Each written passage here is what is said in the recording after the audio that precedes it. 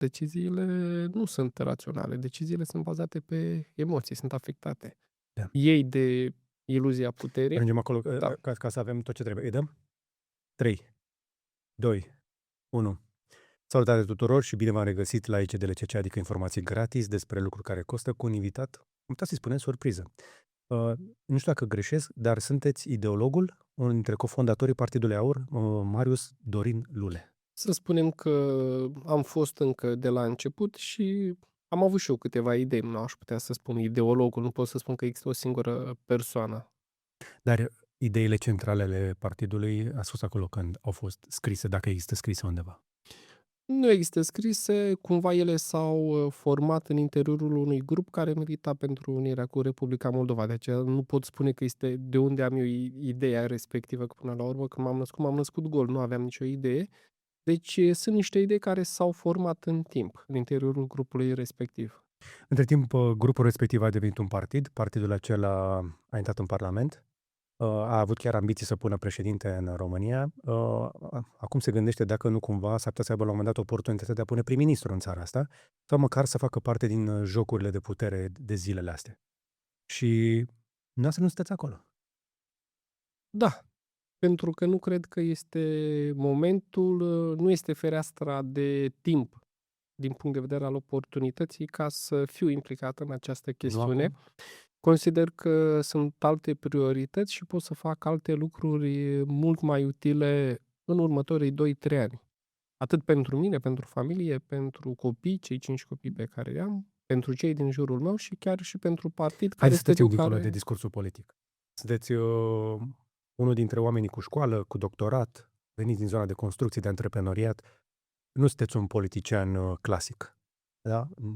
Nu ați intrat în politică să vă îmbogățiți, cel puțin până la momentul actual nu ați reușit. Ați reușit doar Am să... cheltuit mai mult decât aș fi putut scoate. Probabil.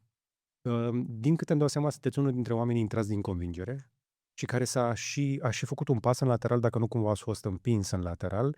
De fapt, sunteți încă în interiorul partidului, nu? Sau de iure? Nu, sunt în interiorul partidului, sunt membru, doar că am decis să nu mai candidez la nicio funcție de conducere. Am fost implicat de când am intrat în Parlament, să spunem, foarte puternic. Acest lucru a însemnat și un consum energetic foarte ridicat, plus să las alte proiecte pe care le aveam profesionale Mai și pe românește, v-a antreprenoriale. dezamăgit așa de tare politica, cum aud eu? Nu putem spune că m-a dezamăgit. Am constatat, sunt o fire optimistă și nu sunt dezamăgit. Am Deci, constatat că așa situația optimist ați este constatat că este mai rău decât vă că așteptați. situația este de-a dreptul catastrofală. Deci dacă până în 2021 credeam că există cineva, un creier care totuși ține această țară funcțională, am constatat că nu există acel creier. Mi-am dat seama că, de fapt, toată Nu era clasa Ion Iliescu? politică lucrează împotriva propriului popor și că e o problemă de cultură la nivelul clasei politice, dar și în societatea românească. Și toate aceste lucruri nu se pot schimba pe repede înainte. De aceea noi tot vedem că punem premieri, miniștri și în câteva luni ei sunt asemenea celor dinaintea lor, pentru că, de fapt, ei se contaminează cu această cultură degradată din interiorul politicii românești. Și să spun, dacă înainte eram naiv și credeam că există cineva, acum știu sigur că nu există nimeni care există să nimeni? conducă. Nu există nimeni, există doar o inerție instituțională, există o funcționare birocratică a statului încă din 1859, care face ca între niște momente cheie totuși el să funcționeze ca un stat. Există persoane în fiecare instituție care își fac fiecare treaba, dar nu este o chestiune sincronizată. Deci, pur și simplu, statul merge pentru că, nu știu, la apele române există o persoană care crede ea că trebuie să-și facă treaba, că în școala X există un profesor care consideră că el trebuie să predea bine, dar nu pentru că este o gândire centrală a toate aceste componente. Este ca și cum am avea, să spunem, un calculator cu mai multe procesoare, dar fiecare procesor funcționează independent. În momentul în care tu unești procesoarele și le optimizezi, ele nu mai funcționează prin suma lor. Au o putere exponențială în momentul în care pui mai multe procesoare. Noi avem alte probleme. Noi trăim într-o țară care are această cultură a șefului, a liderului maxim, și o vedem trăiește sub ochii noștri zilele astea sub forma conflictului politic de la cel mai înalt nivel, dacă vreți.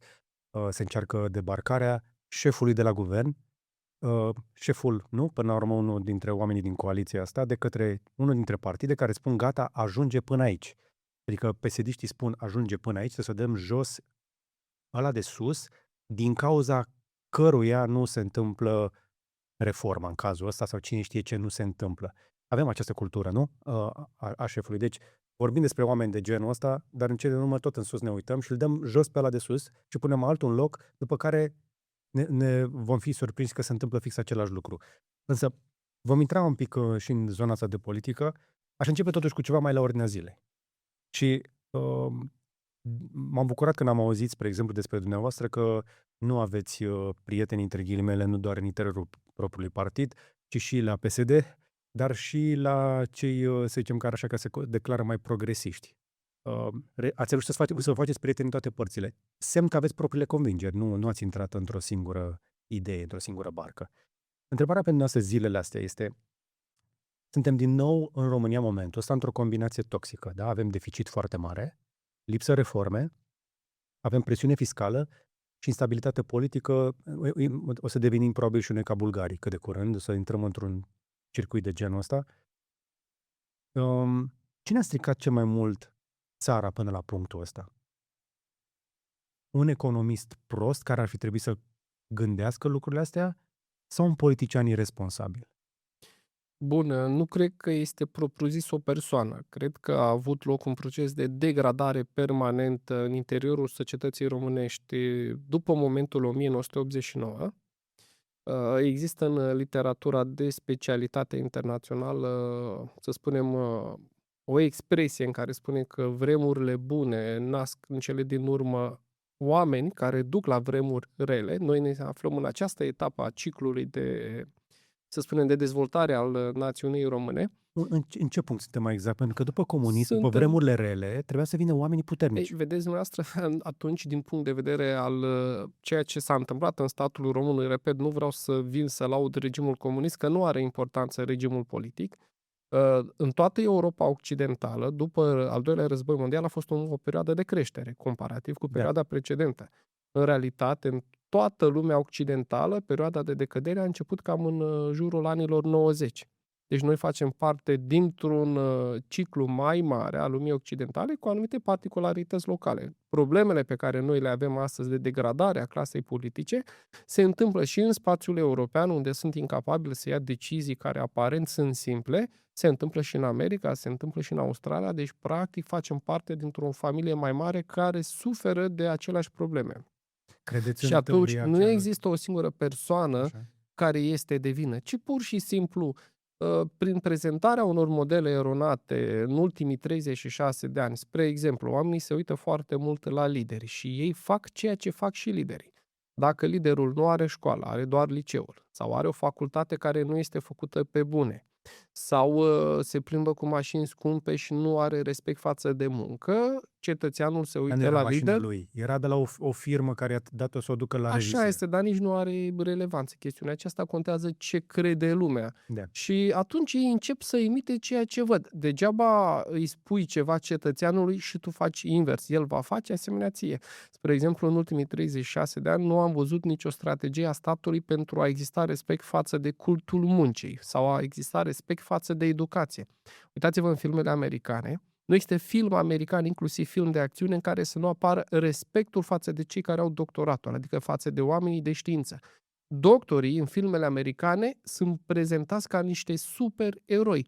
În România, dacă ți-ai făcut doctoratul, pentru că au fost toate acele probleme De plagiat. cu o minoritate care n-a făcut cinste, să spunem, lumii academice românești, s-a ajuns în situația în care titlul de doctor să nu fie un element pozitiv. Tu muncești, obții o recunoaștere internațională prin publicațiile sau lucrurile pe care le-ai publicat, dar aici, în România, tu nu ai respectul cuvenit și atunci nimeni nu se mai apucă să facă cercetare științifică. Zice, nu, doamne, că o să fiu precum cei care sunt în politică, vedeți?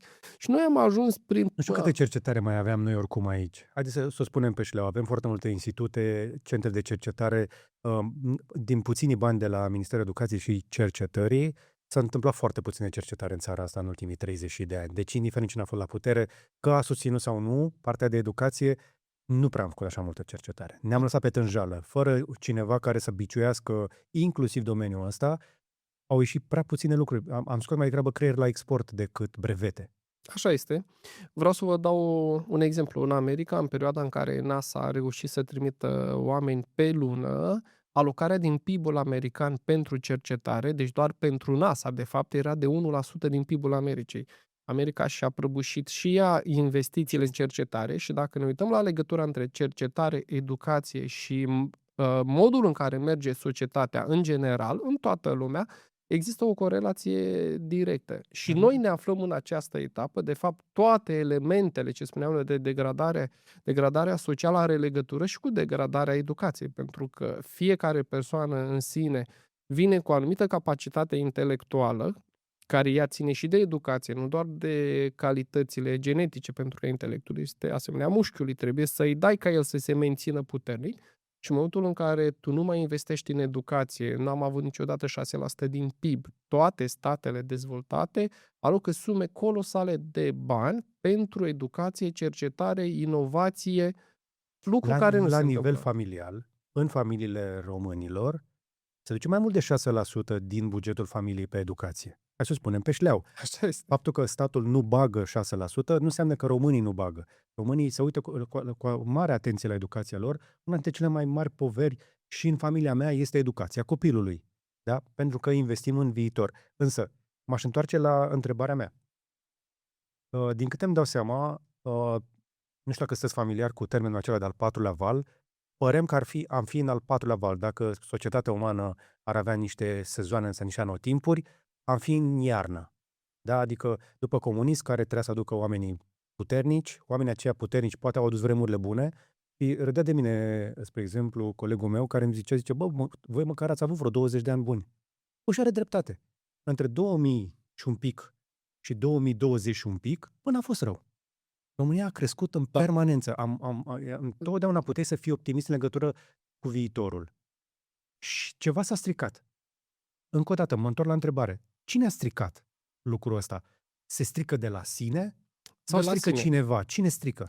De la sine. Există o Este fatalist. teorie, așa este, dar există o teorie socioeconomică cu privire la acest ciclu urcare, coborâre al națiunilor. Atenție, nu finalizare. Întotdeauna ciclul se reia. Spre exemplu, Pareto a vorbit despre acest lucru, despre degradarea elitelor ca și motiv pentru care intră statele în criză la 70-80 de ani. Asta se întâmplă astăzi cu lumea Da, la fel occidentală. Dalio, Strauss. Ray Dalio, la fel că ați spus, de ciclu, el vorbește la fel. Eu m-am uitat în cartea lui Ray Dalio cu privire la indicatorii care îi arată că noi ne pregătim în România de o prăbușire și noi le bifăm pe toate. Trai pe datorie, nu mai există educație, nu se mai investește în educație, deficit de balanță comercială, nu se mai produce nimic, există iluzia prosperității prin faptul că se împrumută atât statul cât și noi și practic avea el acolo o serie de 30 de indicatori și noi ne aflăm în momentul în care în 2-3 ani ne așteptăm la o intrare în incapacitate de plata statului român. Pentru cei care nu știu, Ray Dalio fiind un specialist, conducătorul unui fond de investiții american. Poate cel mai mare. Și Unul dintre cele mai mari. Și el explica practic că, iată, când cumpăr eu titlul de stat, când e riscul mare, dar știu că nu se prăbușește și atunci randamentul era mare, cum este în România, acum 6-7%, dar înainte să se prăbușească și când mi s-au bifat toți indicatorii, îi vindem tot. Și asta fac toți creditorii internaționali, care e foarte probabil în 2-3 ani să nu mai cumpere datoria statului român și atunci noi vom intra în colaps. Noi, spre exemplu, avem nevoie anual numai pentru deficitul de balanță comercială de 35 de miliarde de euro, deci ca să putem acoperi ceea ce mâncăm, dar la această sumă avem dobânzi de încă vreo 12 miliarde de euro de plătit, avem credite care trebuie rambursate și pentru care trebuie să găsim bani suplimentari. Deci, în realitate, România trebuie să facă anual rost de vreo 60 de miliarde de euro. Deci, Suntem în situația pe care o spuneți, v-aș putea contrazice la vreo 2-3 încă o dată. La partea de educație, da, nu investește statul, dar românii investesc. Da, vedeți, Și când ziceți, aici nu aveți am mai dreptate auzit o marotă întru din asta totul. politică. Investiți doar dumneavoastră. Marea majoritate a românilor nu au timp să investească în proprii copii. Este o Românilor le pasă de minoritate de copiilor și îi trimit la 1%. meditații. Îi trimit la meditații. Foarte puțin. Exagerați ca urmare a, să spunem, arealului sau zonei sociale din care faceți parte. În realitate, dacă mergeți prin țară, oamenii la sate n-au bani să facă meditații cu copiii. Avem jumătate de România este abandonată. Adăugați aici și orașele mici și România este abandonată. Ei n-au bani să-și plătească ratele, dar n-au de unde să dea 200 de lei să facă meditații. Eu cu dumneavoastră dăm. Dar tu nu poți să crești valoarea unei națiuni bazându-te pe o minoritate de 1% din... Nu e 1%, acum deja... E mai mult, probabil, cel puțin în marile orașe. În marile orașe, copiii sunt duși la școală. Avem apă curentă, avem canalizare, avem copii la școală, că nu-i vezi pe stradă. Da, poate stau undeva pe un ecran, dar cei mai mulți sunt la școală. Într-adevăr, jumătate din țara asta pare lăsată de izbeliște, dar v-aș mai corecta la o chestie, când ziceți că nu se mai produce nimic aici. Hai să fim un pic serioși, totuși România produce și exportă. Produce mult mai mult decât producea în anii 90. Nu, aici vă înșelați. Vă lăsați influențat de cifrele care există. Noi dacă luăm PIB-ul României din anii 90 și îl actualizăm cu inflația și cu valoarea de producție globală din acest moment, atenție, că avem altă tehnologie, noi eram cu o producție mult mai mare decât cea actuală. La fel, PIB-ul făcut atunci era un PIB productiv, în timp ce acum se face un PIB bazat pe consum. Deci există informații eronate cu privire la perioada de înainte de 1900. Așa este, avem producție, dar este insuficientă pentru consumul nostru, că de aceea avem deficit de balanță comercială. Dacă noi aveam producție într-o cantitate suficientă încât să acoperim nevoile interne plus exportul pentru ceea ce importăm, n-ar fi trebuit să avem, repet, 35 de miliarde de euro, reprezintă aproape 10% din PIB-ul României, este o valoare colosală. Asta înseamnă că undeva la 60-70% din PIB-ul României se bazează pe produsele importate. Deci situația este catastrofală din acest punct de vedere. Adevăr, nu este o situație sustenabilă. Suntem într-o situație în care avem o gaură, da? Deci dacă toate facturile tale la sfârșit de lună ar fi de 100, noi nu producem decât vreo 80 și un pic. Restul trebuie să ne ducem să-i luăm de undeva. Nu? Acolo suntem. Da. Și atunci, banii pe care să-i luăm de undeva, fix zilele trecute, statul s-a mai împrumutat la 7,14, după care a apărut acest, nu știu cum să-i spun, chestia asta între PSD și PNL, acest divorț public, care a făcut ca dobânda la titlurile de stat să mai ducă cu încă 0,1 mai sus, e la 7,24 la momentul înregistrării noastre. Deci, banii care ne lipsesc trebuie luați pe împrumut, sperând că o să producem ceva în viitor care să acopere și dobânda aia și datoria. Nu cred că spere cineva că se va întâmpla acest lucru. Și atunci, de ce ne dau bani cei care ne dau bani? În primul rând, noi facem parte din Uniunea Europeană. Uniunea Europeană, pentru ei, datoriile pe care le face statul român în momentul de față reprezintă o problemă minoră față de nevoia de a menține un spațiu al Uniunii Europene unitar. Noi nu suntem principala lor problemă. Și atunci există o perioadă, așa suspectez eu, în care avem alte probleme urgente. Dați să acoperiți ce e nevoie acolo în România. Importanța geopolitică a României este foarte ridicată pentru Uniunea Europeană. Este pentru că întinde spațiul geografic până foarte aproape de, să spunem, limita cu altă civilizație, cu cea slavă. Și atunci există o amânare a unor decizii. Dar să nu uităm că Bulgaria a trecut prin același proces în 99 când au avut problema cu inflația galopantă și atunci Banca Germaniei a preluat de facto conducerea băncii Bulgariei. Ei de aceea se află astăzi în Uniunea Europeană. Eu duc mult mai bine decât noi. Este o minciună că eu duc mai rău. Dacă o duceau mai rău, nu îndeplineau condițiile de intrare în zona euro. Exact. Au controlat deficitul, da. Dar același lucru s-a întâmplat și cu Grecia. Deci, Uniunea Europeană a mai trecut prin această situație. Se știe la nivel central că trebuie să fie luate măsuri în România, că aceste măsuri nu vor fi luate din România ca urmare a degradării clasei politice și a intereselor locale care există, funcții, privilegii, contracte cu statul, o administrație stufoasă. Însă acolo s-au luat măsuri și eu cred că, eu nu cred, poate mai așteaptă până în 2028, Dar cu siguranță în 2028-2029 se vor impune reforme de la nivelul Uniunii Europene. N-aș fi vrut să spun acest lucru, dar din interior nu există voința necesară. Eu Practic vom tot fi aștept până să în 2030 ajungem ca Grecia. vom ajunge ca Grecia, dar să nu o luăm într-un sens negativ.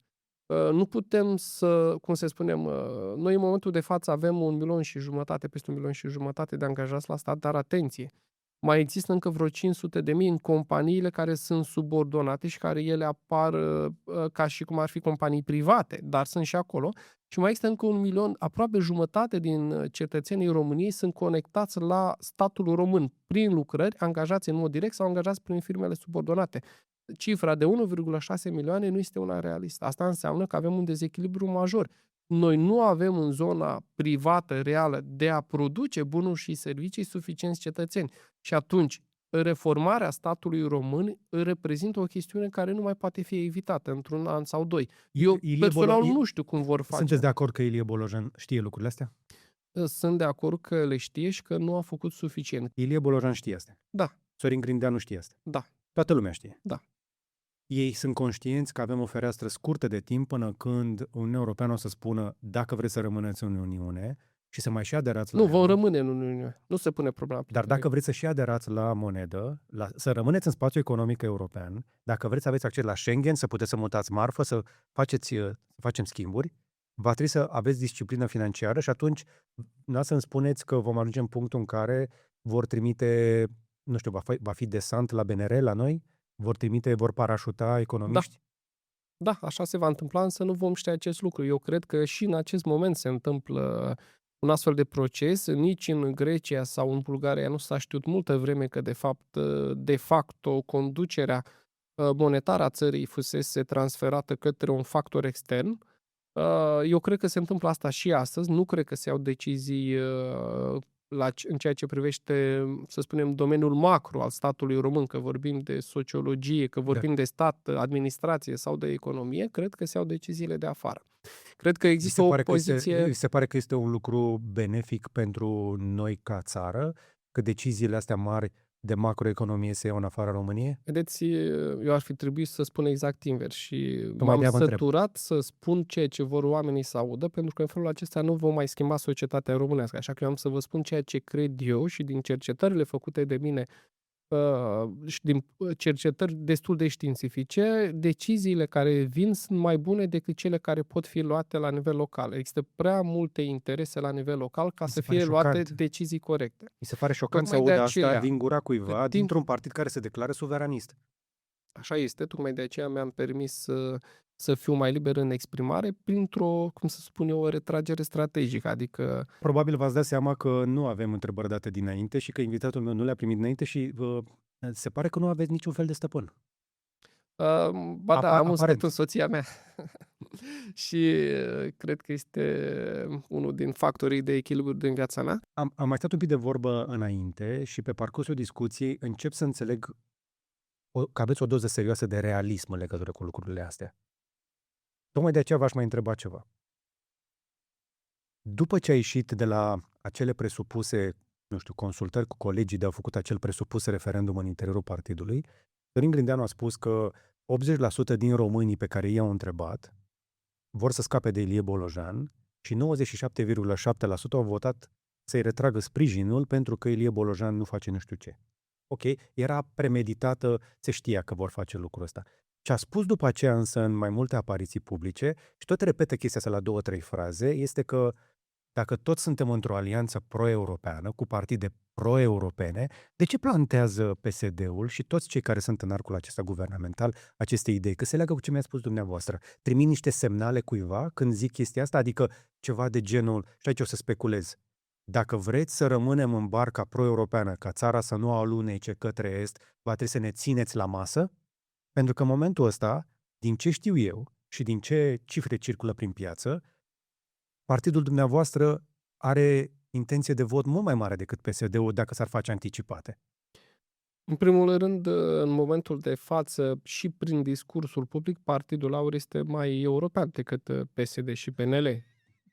Faptul că Sorin Grindeanu repetă ceea ce a auzit la alții în mod eronat, nu înseamnă că românii se mai lasă păcăliți. Vreau să vă spun că aici ei fac foarte mult rău ideii de proiect european, asociind corupția și birocrația din PSD și PNL cu Uniunea Europeană. Și aici eu cred că Uniunea Europeană greșește că permite să se întâmple acest lucru.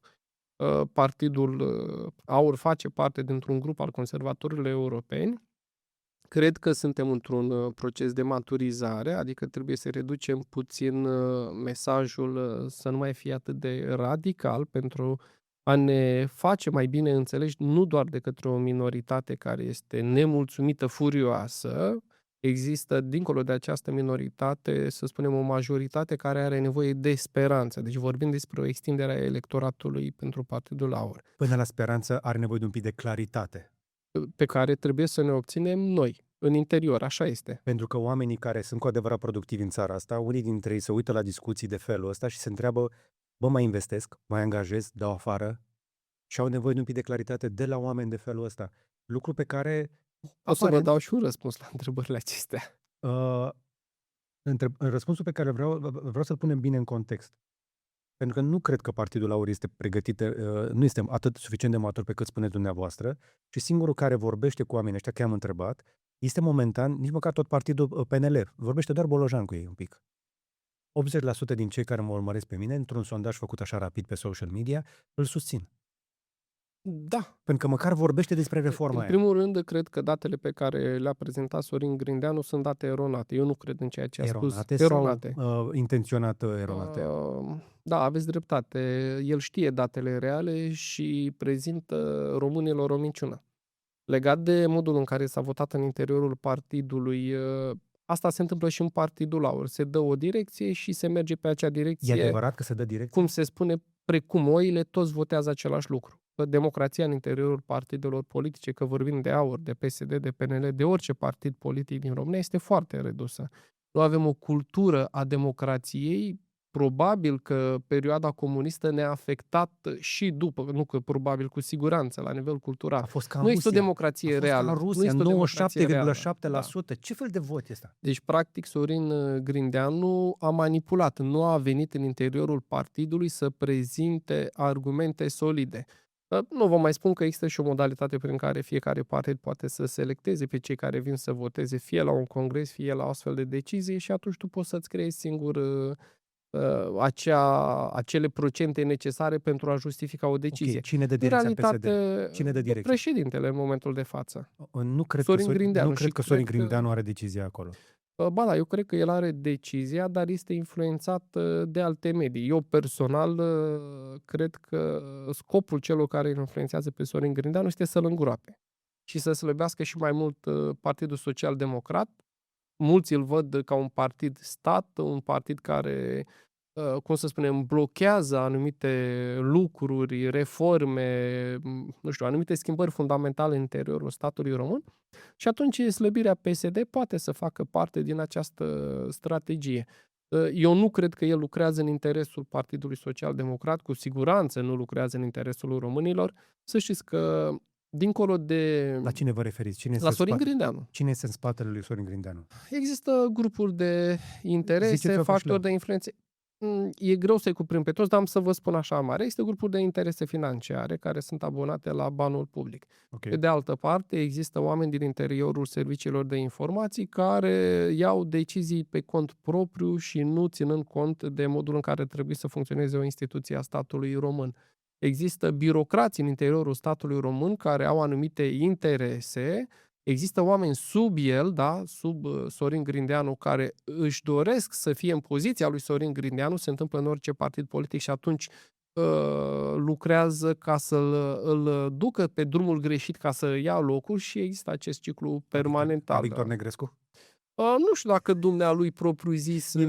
Mi-ar plăcea ca Victor Negrescu să aibă o șansă să preia partidul ăla la un moment dat. Chiar dacă se va întâmpla acest lucru, nu cred că va putea să-l influențeze în mod profund. Modul în care funcționează PSD din punct de vedere al statutului partidului face în așa fel încât ei să fie, cum să spunem, dependenți de baronii județeni. Adică Dacă, nu știu, mi-au și spus la un moment dat, nu știu ce procent dintre ei, 30% doresc să dea jos pe cel care este președinte, pot depune moțiune și îl dau jos. Deci, practic, președintele lor nu este foarte puternic. Puterea este la micii și marii boieri. E o formă de democrație.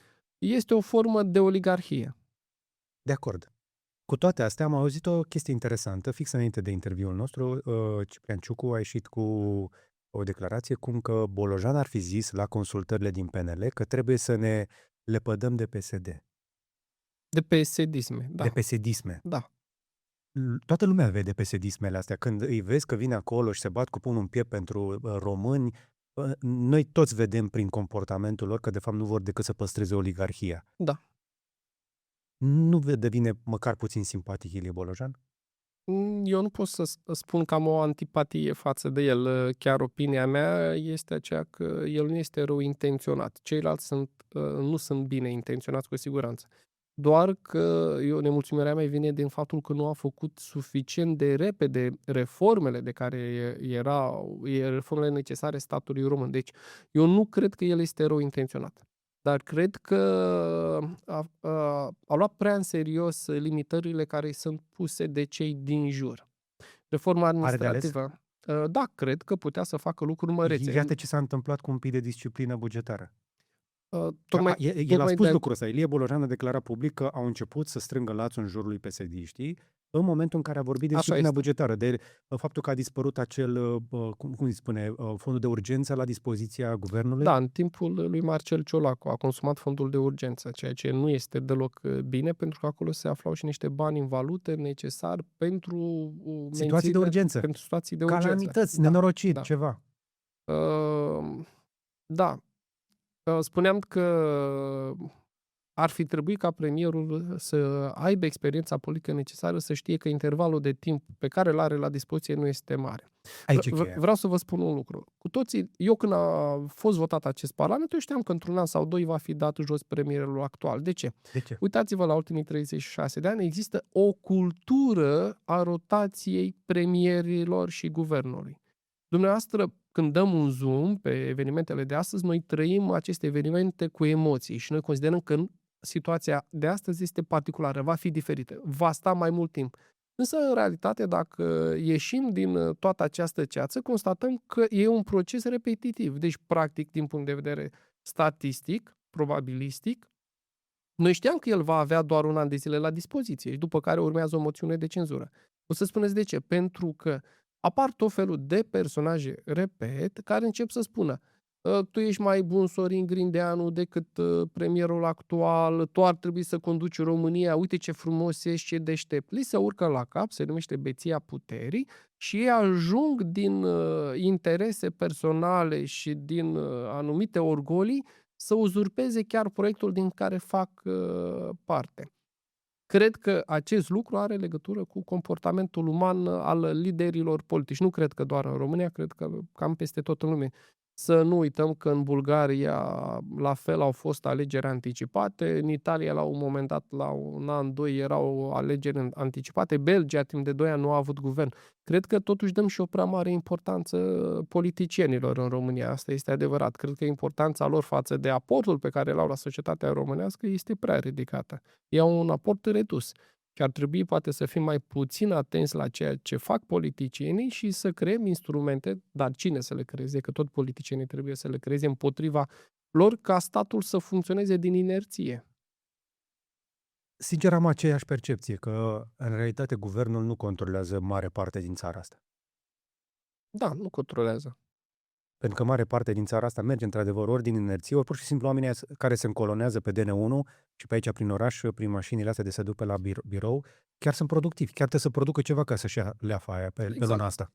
Exact. Dacă ar fi existat și o conducere, să spunem, haideți să-i spun eu, bazată pe știința economică, pe știința administrativă și am fi făcut lucrurile așa cum sunt scrise în manualele de economie, lucrurile ar fi mers mult mai bine în România. Adică, De fapt, asta e diferența, că lucrurile nu sunt catastrofale încă, da, merg dintr-o inerție decent, ar fi putut să fie mult mai bune. extraordinar de bune puteau să fie. De ce?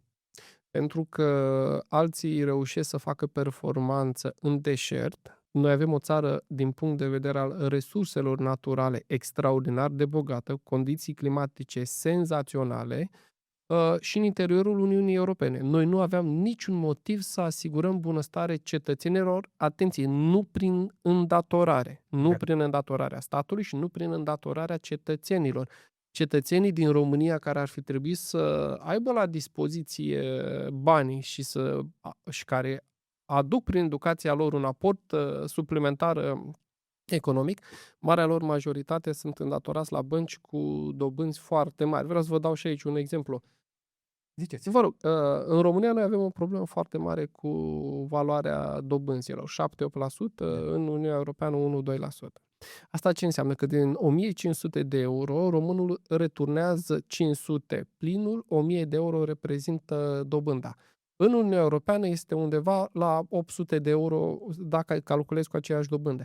Asta înseamnă că noi privăm cetățeanul de consum în fiecare lună de 700 de euro. Asta înseamnă că, de fapt, banii se duc la bănci și nu se duc către funcționarea normală a economiei și pentru ca statul să-și ia de acolo taxe și impozite. Faptul că statul admite să existe programe de creditare cu astfel de dobânzi extraordinar de mari, nu face decât ca în loc să încaseze el taxele de la român pe consumul generat de acei 800 de euro ca și diferență, se împrumută de la bănci pentru că banii ajung la bănci. E o problemă de Păi și ce să facă macroeconomie. Bucurii Sărescu să scadă dobânda de politică monetară? Păi foarte simplu, nu. Există, da, sigur că da. Că asta vrea, spre exemplu, în momentul Vreau de să vă dau un Donald Trump. exemplu ce putea să facă. Că aveți dreptate. Putea să pună condiții. Noi avem o situație de oligopol. Tocmai a apărut un raport cum că băncile s-au înțeles între ele să manipuleze modul în care se calculează dobânda. Povestea cu roborul. Da. Și că există un cartel care a funcționat împotriva românilor. Isărescu putea să gândească împreună, politici monetare împreună cu politicienii români, spre exemplu ca în Polonia, unde au zis să avem un program guvernamental cu dobânzi de 1-2%. În momentul respectiv, tu nu pui să dea banii la bănci. Tu pui pe cetățeni să-și plătească, 800 de euro credit și de 700 de euro pot să trăiască, pot să plătească în fiecare lună. Din banii respectiv, statul să-și ia impozite. Repet, astăzi, principalul beneficiar al statului român îl reprezintă sistemul bancar și nu statul Și nu român. numai. Și nu numai, pentru că, știu acum, cifrele, apropo, nu știu dacă urmăriți, dar mi-e place ce face Claudiu Năsui cu Open Budget. Și acolo se vede foarte clar, dintr-o 100 de lei pe care un român îi produce, 55 se duc la stat. Într-un fel sau altul, da? Deci e clar că statul taxează mai degrabă munca decât proprietatea, pentru că în balanță, în contrapondere cu ce mi-a Este spus... o taxare primitivă, e o băgie, se numește. Este o taxare primitivă, feudală. Exact. Statul se comportă feudal în condițiile în care te încurajează să rămâi proprietar și românii țin bani parcați în bănci pe dobânzi foarte proaste. Și băncile din țara asta profită Să știți că marea majoritate a sumelor din bănci nu aparțin cetățenilor. România au în depozite peste 100 Da, dar nu sunt banii românilor. E vorba despre... Banii în general ajung la marile corporații, mai ales cele care... România au și banii în depozite. 180 de miliarde de lei. Da, sunt mai mică, nu e mare. Da, dar ăștia în România sunt bani care sunt topiți de inflație. Sunt 800 de miliarde de lei pe piață în momentul de față. Da, aveți dreptate, da, e o sumă mică. Restul banilor Marea sunt majoritatea populației, în toate economiile mari, trăiesc de la un salariu la altul. Cu toate astea, românii sunt au cel mai înalt nivel de proprietate din Europeană. Da. Da, suntem cei mai mulți proprietari în Europa. Asta înseamnă că suntem prea puțin mobili, nu mișcăm capitalul suficient. Așa este. Atunci când avem ceva bani puși deoparte, nu avem puși în fonduri de investiții sau în acțiuni, avem în depozite bancare, deci nu avem nici educație financiară. Pe de altă parte, băncile profită de chestia asta pentru că dau credite, cum ați zis noastră, cu dobândă mare, în condițiile în care BNR-ul ține, cam cum se întâmpla în Bulgaria până la aderarea la moneda unică, la un curs foarte predictibil. Dacă cei din Occident au dobânzile alea de 1-2%, noi avem la paritate cu moneda unică, cu euro, dobânzi mai mari. De ce să-și bată capul să facă lucruri mai complexe de atât dacă pot pur și simplu să dea credite în România? Bun, aici aveți dreptate. De fapt, problema și în sistemul bancar vine din îndatorarea excesivă a statului român, care trebuie să rostogolească datoria. Și ați vorbit mai devreme despre titlurile de stat cu dobânzi de peste 7%.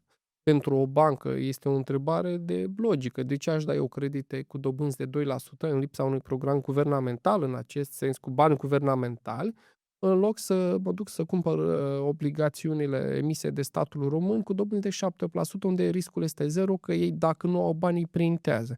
Și atunci există o competiție între stat și mediul antreprenorial și cetățeni, dar este un ciclu, un flux nociv, pentru că, practic, nu poți să ai o economie care se bazează doar pe împrumuturi de la bănci către stat. Statul face niște cheltuieli, ajung iar bani în bănci și băncile iar împrumută statul. De fapt, băncile ar fi trebuit să împrumute persoanele fizice, ar fi trebuit să împrumute mediul antreprenorial să producă și banii să ajungă în mod indirect la stat prin taxele și impozitele plătite de respectivii.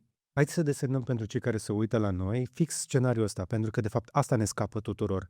Cu toții ne uităm că statul s-a îndatorat așa și statul e undeva acolo. Nu, tot noi vom plăti dobânzile alea.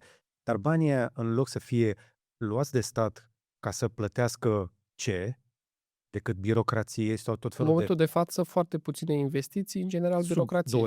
20%. Da, mult mai puțin. Undeva Mult la mai 10%. Exact, până și Dacă Ciolacu scoteți a zis fondurile că europene, este rușinos. Dar nu putem spune că fondurile europene ar fi trebuit să le ducem și pe acelea în plata salariilor, că ar fi fost chiar ciudat. Da, nivelul investițiilor statului român este extraordinar de scăzut. Iar cei care se uită în momentul ăsta la noi, care probabil se gândeau dacă să-și facă sau nu afaceri, să o extindă pe aia pe care o au, să se schimbe condiția, să facă ceva în timpul vieții lor, pe o dobândă ok, ca să nu intre în iobăgia de care vorbeați, zic, bă, dar stai puțin, nu pot să mă iau dobânda asta. Și sincer, și eu am fost acolo. Și nu cred că sunt singurul. Pentru că suntem într-o competiție cu un stat care nu face performanță, este total ineficient și băncile, în loc să ne dea 9 bani cu dobândă mică să facem ceva productiv, îi ia statul care nu este productiv. Și aici ajungem la un argument, iarăși care intră un pic, se bate un pic cap în cap, cum am auzit anumite voci în societate, care ar vrea un stat mai puternic. Dumneavoastră vorbiți foarte des, inclusiv în cărțile pe care le mai scrieți, despre un stat minimal. Dar în același timp, vorbim despre un partid suveranist în care statul ar trebui să fie un actor prezent în economie. Aș vrea un pic să înțeleg cum o vedeți de fapt. De fapt, un stat puternic are o administrație minimală. Despre asta este vorba. Cum se întâmplă asta? Păi, cu cât ai mai puține legi, cu cât te restricționezi mai puțin, cu cât legiferezi mai puțin, cu cât avizezi mai puțin, lași, cum spunea și Milton Friedman, piața trebuie să fie liberă. Noi trebuie să fim cât mai puțin prezenți ca lucrurile să funcționeze în mod natural. La noi de fiecare dată apar condiții, apar birocrați care trebuie să acopere acele condiții. Crește statul în mod artificial ca urmare a faptului că fiecare politician dorește să ducă câte o rudă în interiorul statului român de unde să colecteze șpagă. Deci, practic, noi nu ne aflăm într-o situație de normalitate aici în România. A fost o îngrășare care s-a petrecut ușor în ultimii 36 de ani, în care raportul între cei care lucrează în privat și cei care lucrează la stat s-a modificat covârșitor în favoarea celor care lucrează la stat. Avem acest dezechilibru major.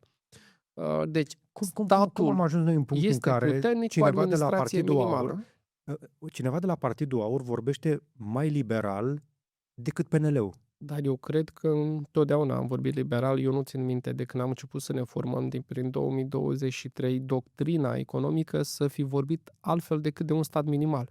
Nu în interiorul Partidului Aur. Sigur că și noi trecem printr-o perioadă de maturizare.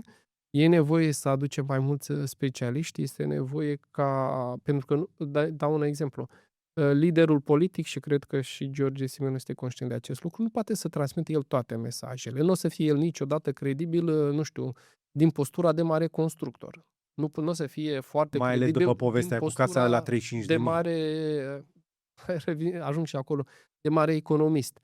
Și atunci e bine ca fiecare să vorbească pe domeniul său. Ați spus de casă la 35.000. Lumea, mulți cred că eu am venit cu acea idee, eu m-am opus acele idei, am spus că este o chestiune care nu va fi credibilă în fața românilor, pentru că eu știu cu cât vând casele. Construiți. Da, construiesc case Case și fix că în momentul ăsta. În momentul ăsta construiți. lumea nu se perceapă o analiză. Acum crește, pentru că inflația e galopantă. Chiar în ultima lună, 700 de euro metru pătrat în creștere, pentru că În ultima lună, spre exemplu, s-au scumpit toate materialele de construcții cu 10%. Deci inflația anul viitor eu cred că va fi de peste 10%, doar dacă o vor masca ei cumva prin coșul zilnic, Ok, manipulăm deci la coșul zilnic. 35.000 și o casă de 50 de metri? Da, și luați în de 50 de metri, luați în considerare că de la momentul Ai. respectiv până astăzi, chiar și de la acel moment, dacă vreți să faceți o actualizare de acum 3 ani când am pornit proiectul, ar trebui să ajungeți undeva la 45-50 de mii de euro. Deci și față de discuția de atunci, ritmul, dar repet, aici nu contează dacă ajungi sau nu la acea sumă, Da, nu, ideea e că... în condițiile în care statul oferă ajutor de stat. Corect, e o tangentă. Dar George Simion a recunoscut că a fost doar marketing politic. Hai să ne întoarcem la discuția noastră. da, rămăsesem la partea cu statul minimal și cu politicele Da. cum vedem noi. Principala problemă, de fapt, în statul român în momentul de față o reprezintă numărul ridicat de instituții. Fiecare instituție trebuie să facă câte ceva. Și am să dau un singur exemplu. În Olanda există sub 400 de primării, sunt 18 milioane de cetățeni. În România sunt tot 18 milioane de cetățeni, peste 3.000 de primării. În Marea Britanie, 1.100 și... 3.200 și ceva sunt. Și toate au abonamente de telefonie mobilă, ați observat? Nu doar că au abonamente, gândiți-vă că în fiecare consiliu local înmulțiți cu 15 media și veți constata că sunt 50.000 de politicieni, fiecare cu un anumit interes, nu că de aceea se duce lumea să devină consilier local sau județean. Să-mi spună cineva că se duce acolo pentru binele public, nu există această chestiune, este pentru o minoritate care nu are relevanță. Apoi, deci, practic, avem prea multe instituții. În Japonia, vreau să vă dau un alt exemplu, există 1.700 de unități administrativ-teritoriale la peste 120 de milioane de cetățeni. În Marea Britanie, în 1970, când au constatat că statul s-a blocat nu s-a adaptat unui stat modern, au făcut reforma administrativă și au scăzut și ei numărul de instituții. Cred că astăzi au sub 1.700, doar că populația este de vreo 4-5 ori mai mare decât mai numeroasă decât cea a României. Deci, noi în momentul de față nu avem, ca să ducem în aceste primării, 200.000 de specialiști. Noi avem în România, nu există acești specialiști. Celelalte state au avut o problemă similară. Noi punem oameni doar să completeze formal organigrama, dar ei nu au calitățile necesare și atunci, în loc să admitem acest lucru, să spunem, iată, noi avem nevoie de doar 400 de primării, da, să fie toate conduse precum Oradea. Deci 400 și să aveți că ar trebui? 400 ar trebui. Pe criteriile unei economii moderne sunt studii făcute deci 80%? Ca în Olanda. Deci haideți să punctăm chestia Atât de mult, 80% ar trebui să dispară. Uitați-vă în primării. Eu cred că nici cei care lucrează la o primărie de 500 de locuitori nu se duc acolo să fie mulțumiți. Sunt nemulțumiți. Ei ar prefera să lucreze într-un oraș mare de municipiu care să adune toate aceste primării, păstrăm satele cu denumirea lor, păstrăm comunele cu denumirea lor, le dăm și un consilier să-i reprezinte la nivelul municipiului, dar în momentul în care tu ai colectivități mai ridicate și profesionalismul crește. Ce profesionalism poate să existe într-un sat cu 20 de angajați? Când poți să te duci să iei acei 20 de angajați, îi duci într-un oraș mare, unde ei intră într-o competiție cu ceilalți oameni buni din interior, care poate să fie 200, 300 de oameni, și atunci crește și calitatea oamenilor prin competiție, adică sunt mai dornici să învețe, să fie motivați. Eu nu cred că se duce cineva și este fericit într-o primărie de 500 de locuitori. Ei se duc acolo că n-au găsit alternativă, probabil. Nu mai sunteți neapărat prieteni, cel puțin la nivel public, dar George Simion spune același lucru, că ar trebui ca statul român să se apuce de... În ce sens nu mai reforma suntem statului? prieteni? Păi cel puțin la nivel public, nu? Vă păreți că sunteți... Nu. Așa, știți ce se întâmplă? Oamenii nu pot să conceapă. Eu nu sunt certat cu George Simion. Avem opinii diferite uneori. Pe chestia asta Dar sunteți aliniați. Pe partea asta de reforma statului sunteți aliniați. Da. Deci vorbește despre nevoia de reformă din domeniul public. Inclusiv Sorin Grindeanu a recunoscut la Radio România că anul trecut, nu anul ăsta, trebuiau să fie eliberate 20% din posturile din... Deci până la 80% mai avem distanță mare. Nici măcar 20% n-am reușit în 2025. Iar anul ăsta din nou. Cel mai probabil Ilie Bolojan ar încerca să intre acolo, dar cu cine? Prima problemă nu reprezintă numărul de angajați. Căci în mod natural undeva la 150.000 de persoane se pensionează în fiecare an de la stat. Deci nu asta e problema. Problema este de cultură în interiorul organizațiilor, în interiorul instituțiilor. Noi, de fapt, când vorbesc de reformă administrativă în Marea Britanie și am citit un studiu de ce s-a făcut reforma administrativă, n-au dat oameni afară. Ei au plecat în mod natural, dar nu puteau să implementeze reformele necesare în acele colective deja create. Adică exista o opoziție a colectivului și atunci a fost nevoie de o reamestecare a oamenilor în interiorul statului român, astfel încât ei să vină cu o nouă cultură. Noi, în momentul de față, dumneavoastră doriți să faceți o reformă, v-ați dus într-o primărie, nu veți reuși să faceți acest lucru, vă veți lovi de opoziția celor de acolo. E o opoziție culturală, vi se va spune, nu se poate în mod permanent. În momentul în care tu desfaci această cultură și o reclădești, trebuie să faci o amestecare a acestor oameni în interiorul statului român. E o chestiune, ca să spunem așa, de cum să spun eu, social, psihologie, despre cum să reduci opoziția la reforme în interiorul unei instituții. Deci, practic, nu datul afară e problema, ci că trebuie să facem o schimbare de mentalitate. Schimbarea de mentalitate, vreau să vă mai dau... Schimbarea de mentalitate se va termina și cu un stat mai mic, mai suplu, cu mai Da, puțin în oameni. cele din urmă așa se va întâmpla. Având în vedere și inteligența artificială, eu cred că cumva suntem împinși să facem acest lucru peste tot în lume. Cred că administrația și politicul vor căpăta o putere din ce în ce mai mică. Nu cred că peste 50 de ani statele lumii vor arăta așa cum arată astăzi. Cred că se vor diversifica serviciile publice, nu cred că va crește birocrația. Cine nu își cade birocrația nu va putea să fie competitiv în toată această economie globală, ceea ce înseamnă că își va ține propriul popor în sărăcie. Haideți să explicăm lucrul ăsta, pentru că să aud asta din gura unui politician care și scrie despre lucrurile astea și care vine dintr-un partid care, ne place sau nu să credem, s-ar putea să ia cele mai multe voturi dacă am avea anticipate, nu? Cam așa aud. Dar nu vor fi. Da, vom lua cele mai multe voturi, dar cu siguranță nu vor fi alegeri anticipate. Problema este că genul de discurs pe care l-aud de la dumneavoastră s-ar putea să înceapă să prindă inclusiv la oamenii ăștia care se uită la noi în momentul ăsta, care până acum poate că ar fi votat, nu știu, PNL, USR. Mi-a plăcut foarte mult, am citit o carte despre istoria Americii și scriitoarea acestei cărți spunea că astăzi, la nivelul Statelor Unite, nu mai există putere și opoziție, există executiv și societate civilă. Cred că putem să extindem acest mesaj la nivelul întregii lumi, adică în toate statele, că astăzi partidele politice au o relevanță scăzută și așa este. Există executivul care ia niște măsuri bune sau rele și există societatea civilă, adică dumneavoastră, poate și eu, instituții, cetățenii obișnuiți, oamenii din presă, antreprenorii, care vin și validează sau invalidează actul guvernării. Practic, nu opoziția este cea care convinge că merită să se ducă la guvernare, ci societatea civilă pedepsește pe cei care se află la guvernare. Deci voturile care sunt pentru... Unde e societatea civilă din România care pedepsește guvernarea?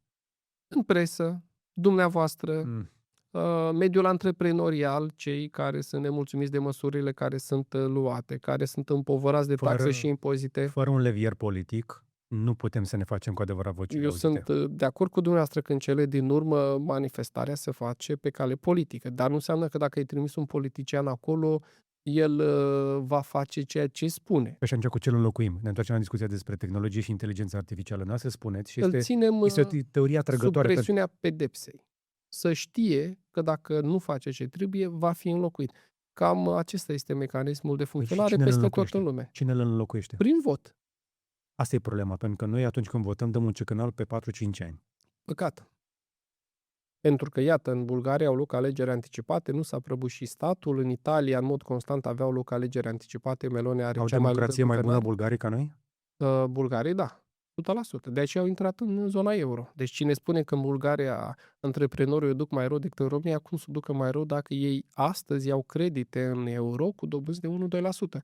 Lumea, apartenența, spre exemplu, la zona euro înseamnă că și piața monetară este liberă, adică tu poți să-ți iei credite la fel ca în Franța sau Italia, cu dobânzi foarte scăzute. Dacă aderăm la zona euro, dacă ne pierdem ceva din suveranitate.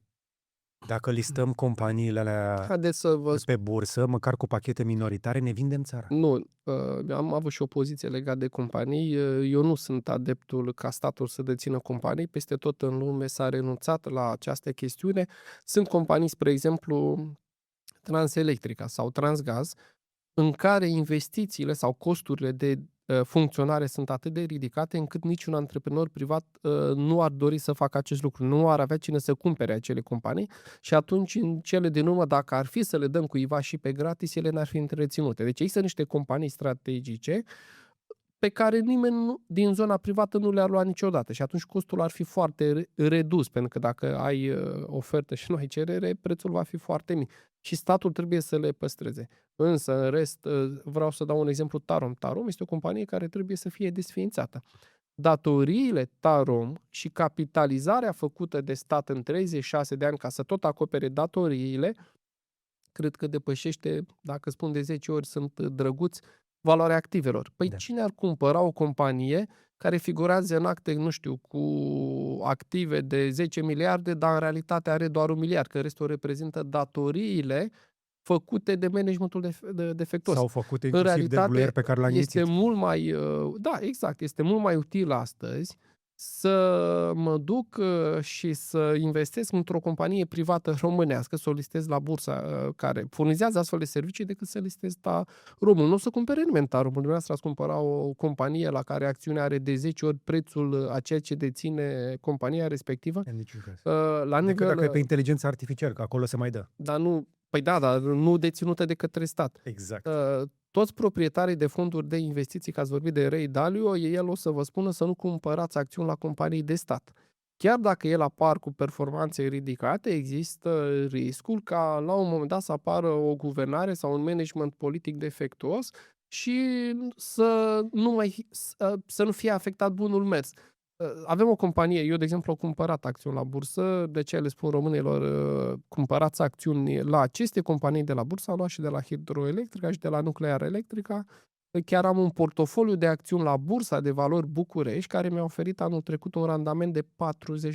După scăderile din 40%. 2024, da. Da. Adică și nu iau, cumpăr pe termen lung, adică nu cumpăr Corect. să vând, ci fac o chestiune foarte simplă. Mă uit să văd ce active imobiliare deține, ce bani au în conturi, te uiți pe Păi site-uri da, vedeți că și cumpăr acțiuni la care valoarea este foarte apropiată. Deci eu, practic, nu cumpăr o iluzie. Eu cumpăr chiar terenul sau hidrocentrala pe care o deține.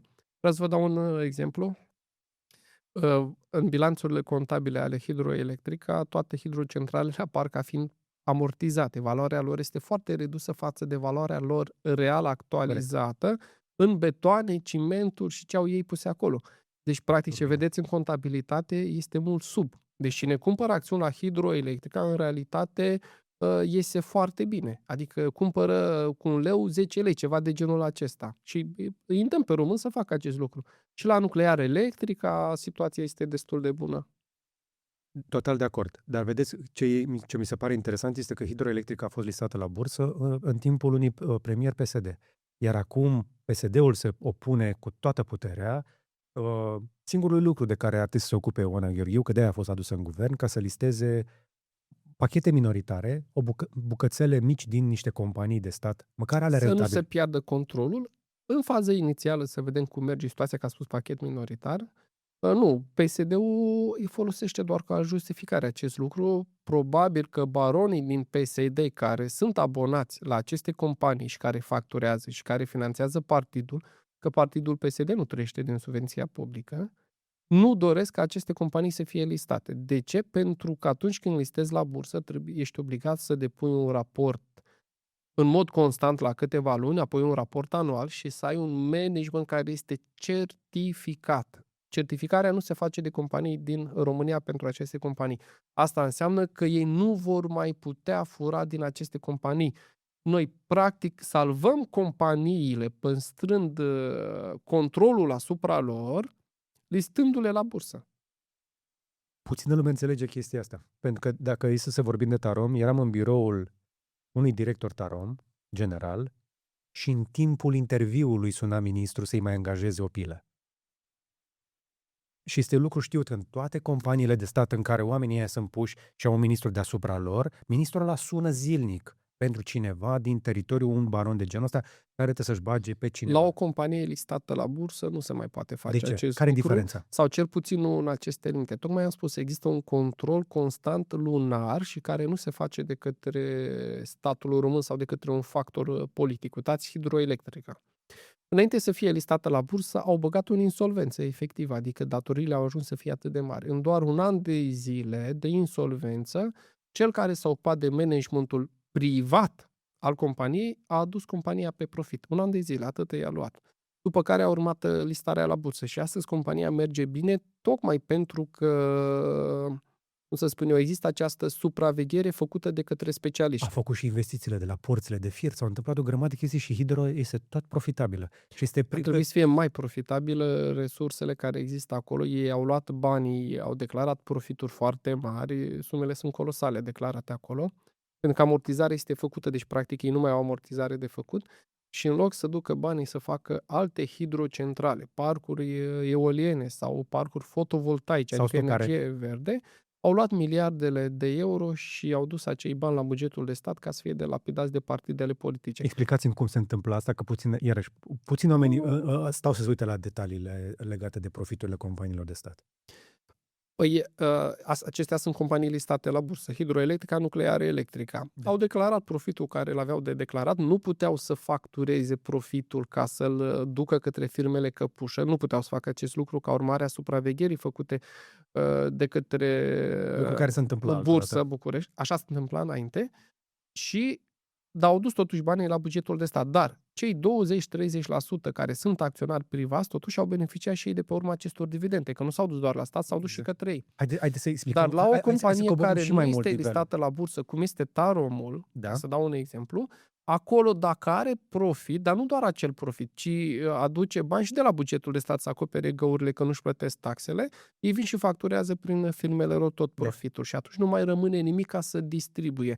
Listarea la bursă nu le mai permite să facă toate aceste combinații. De aceea cei de la PSD vin și spun salvăm noi România, haideți să nu listăm la bursă. Nu, companiile respective trebuie să fie listate la bursă. Cine spune că nu este așa, lucrează împotriva poporului român.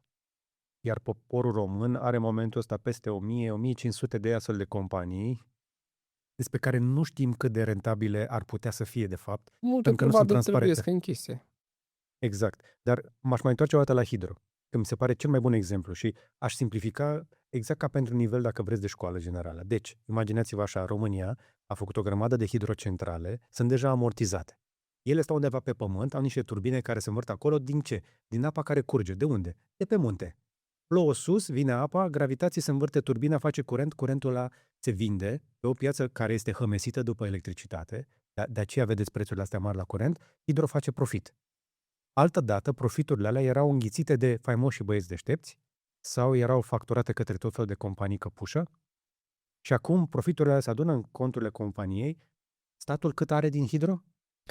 Cred că în continuare are undeva la 70%. Nu știu cât au fondurile de investiții, dar mult peste 50% deține. Statul este în continuare majoritar, este încă a noastră, plus cei care am reușit să luăm acțiuni, că am fost și eu un pic acționar. Majoritatea sunt acționarii din România la Hidroelectrica, sunt cetățeni români, pentru că numărul celor care cumpără acțiuni la Bursa de Valori București este în creștere.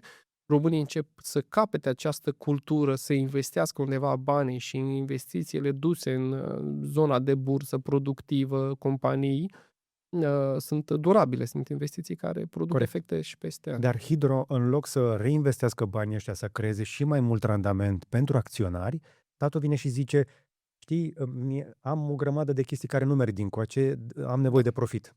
Da. Și atunci companiile astea, alea care mai sunt profitabile, declară profit, ca statul să-și ia cea mai mare bucată din profiturile alea, să le pună în găleata aia spartă, din care scurge către tot sistemul. Corect. Am explicat-o da. realist? Da. Bun. Ziceți că statul ar trebui să privatizeze.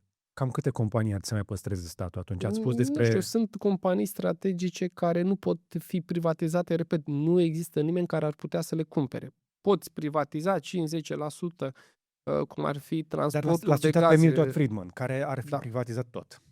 Mai puțin Nu armata cred și că așa este, dar cred că și în America există investiții care nu pot fi recuperate în privat decât în sute de ani. Atenție, există infrastructura, spre exemplu, de transport pentru gaze și care este conectată cu celelalte state. Astfel de proiecte nu sunt făcute în general decât de către state.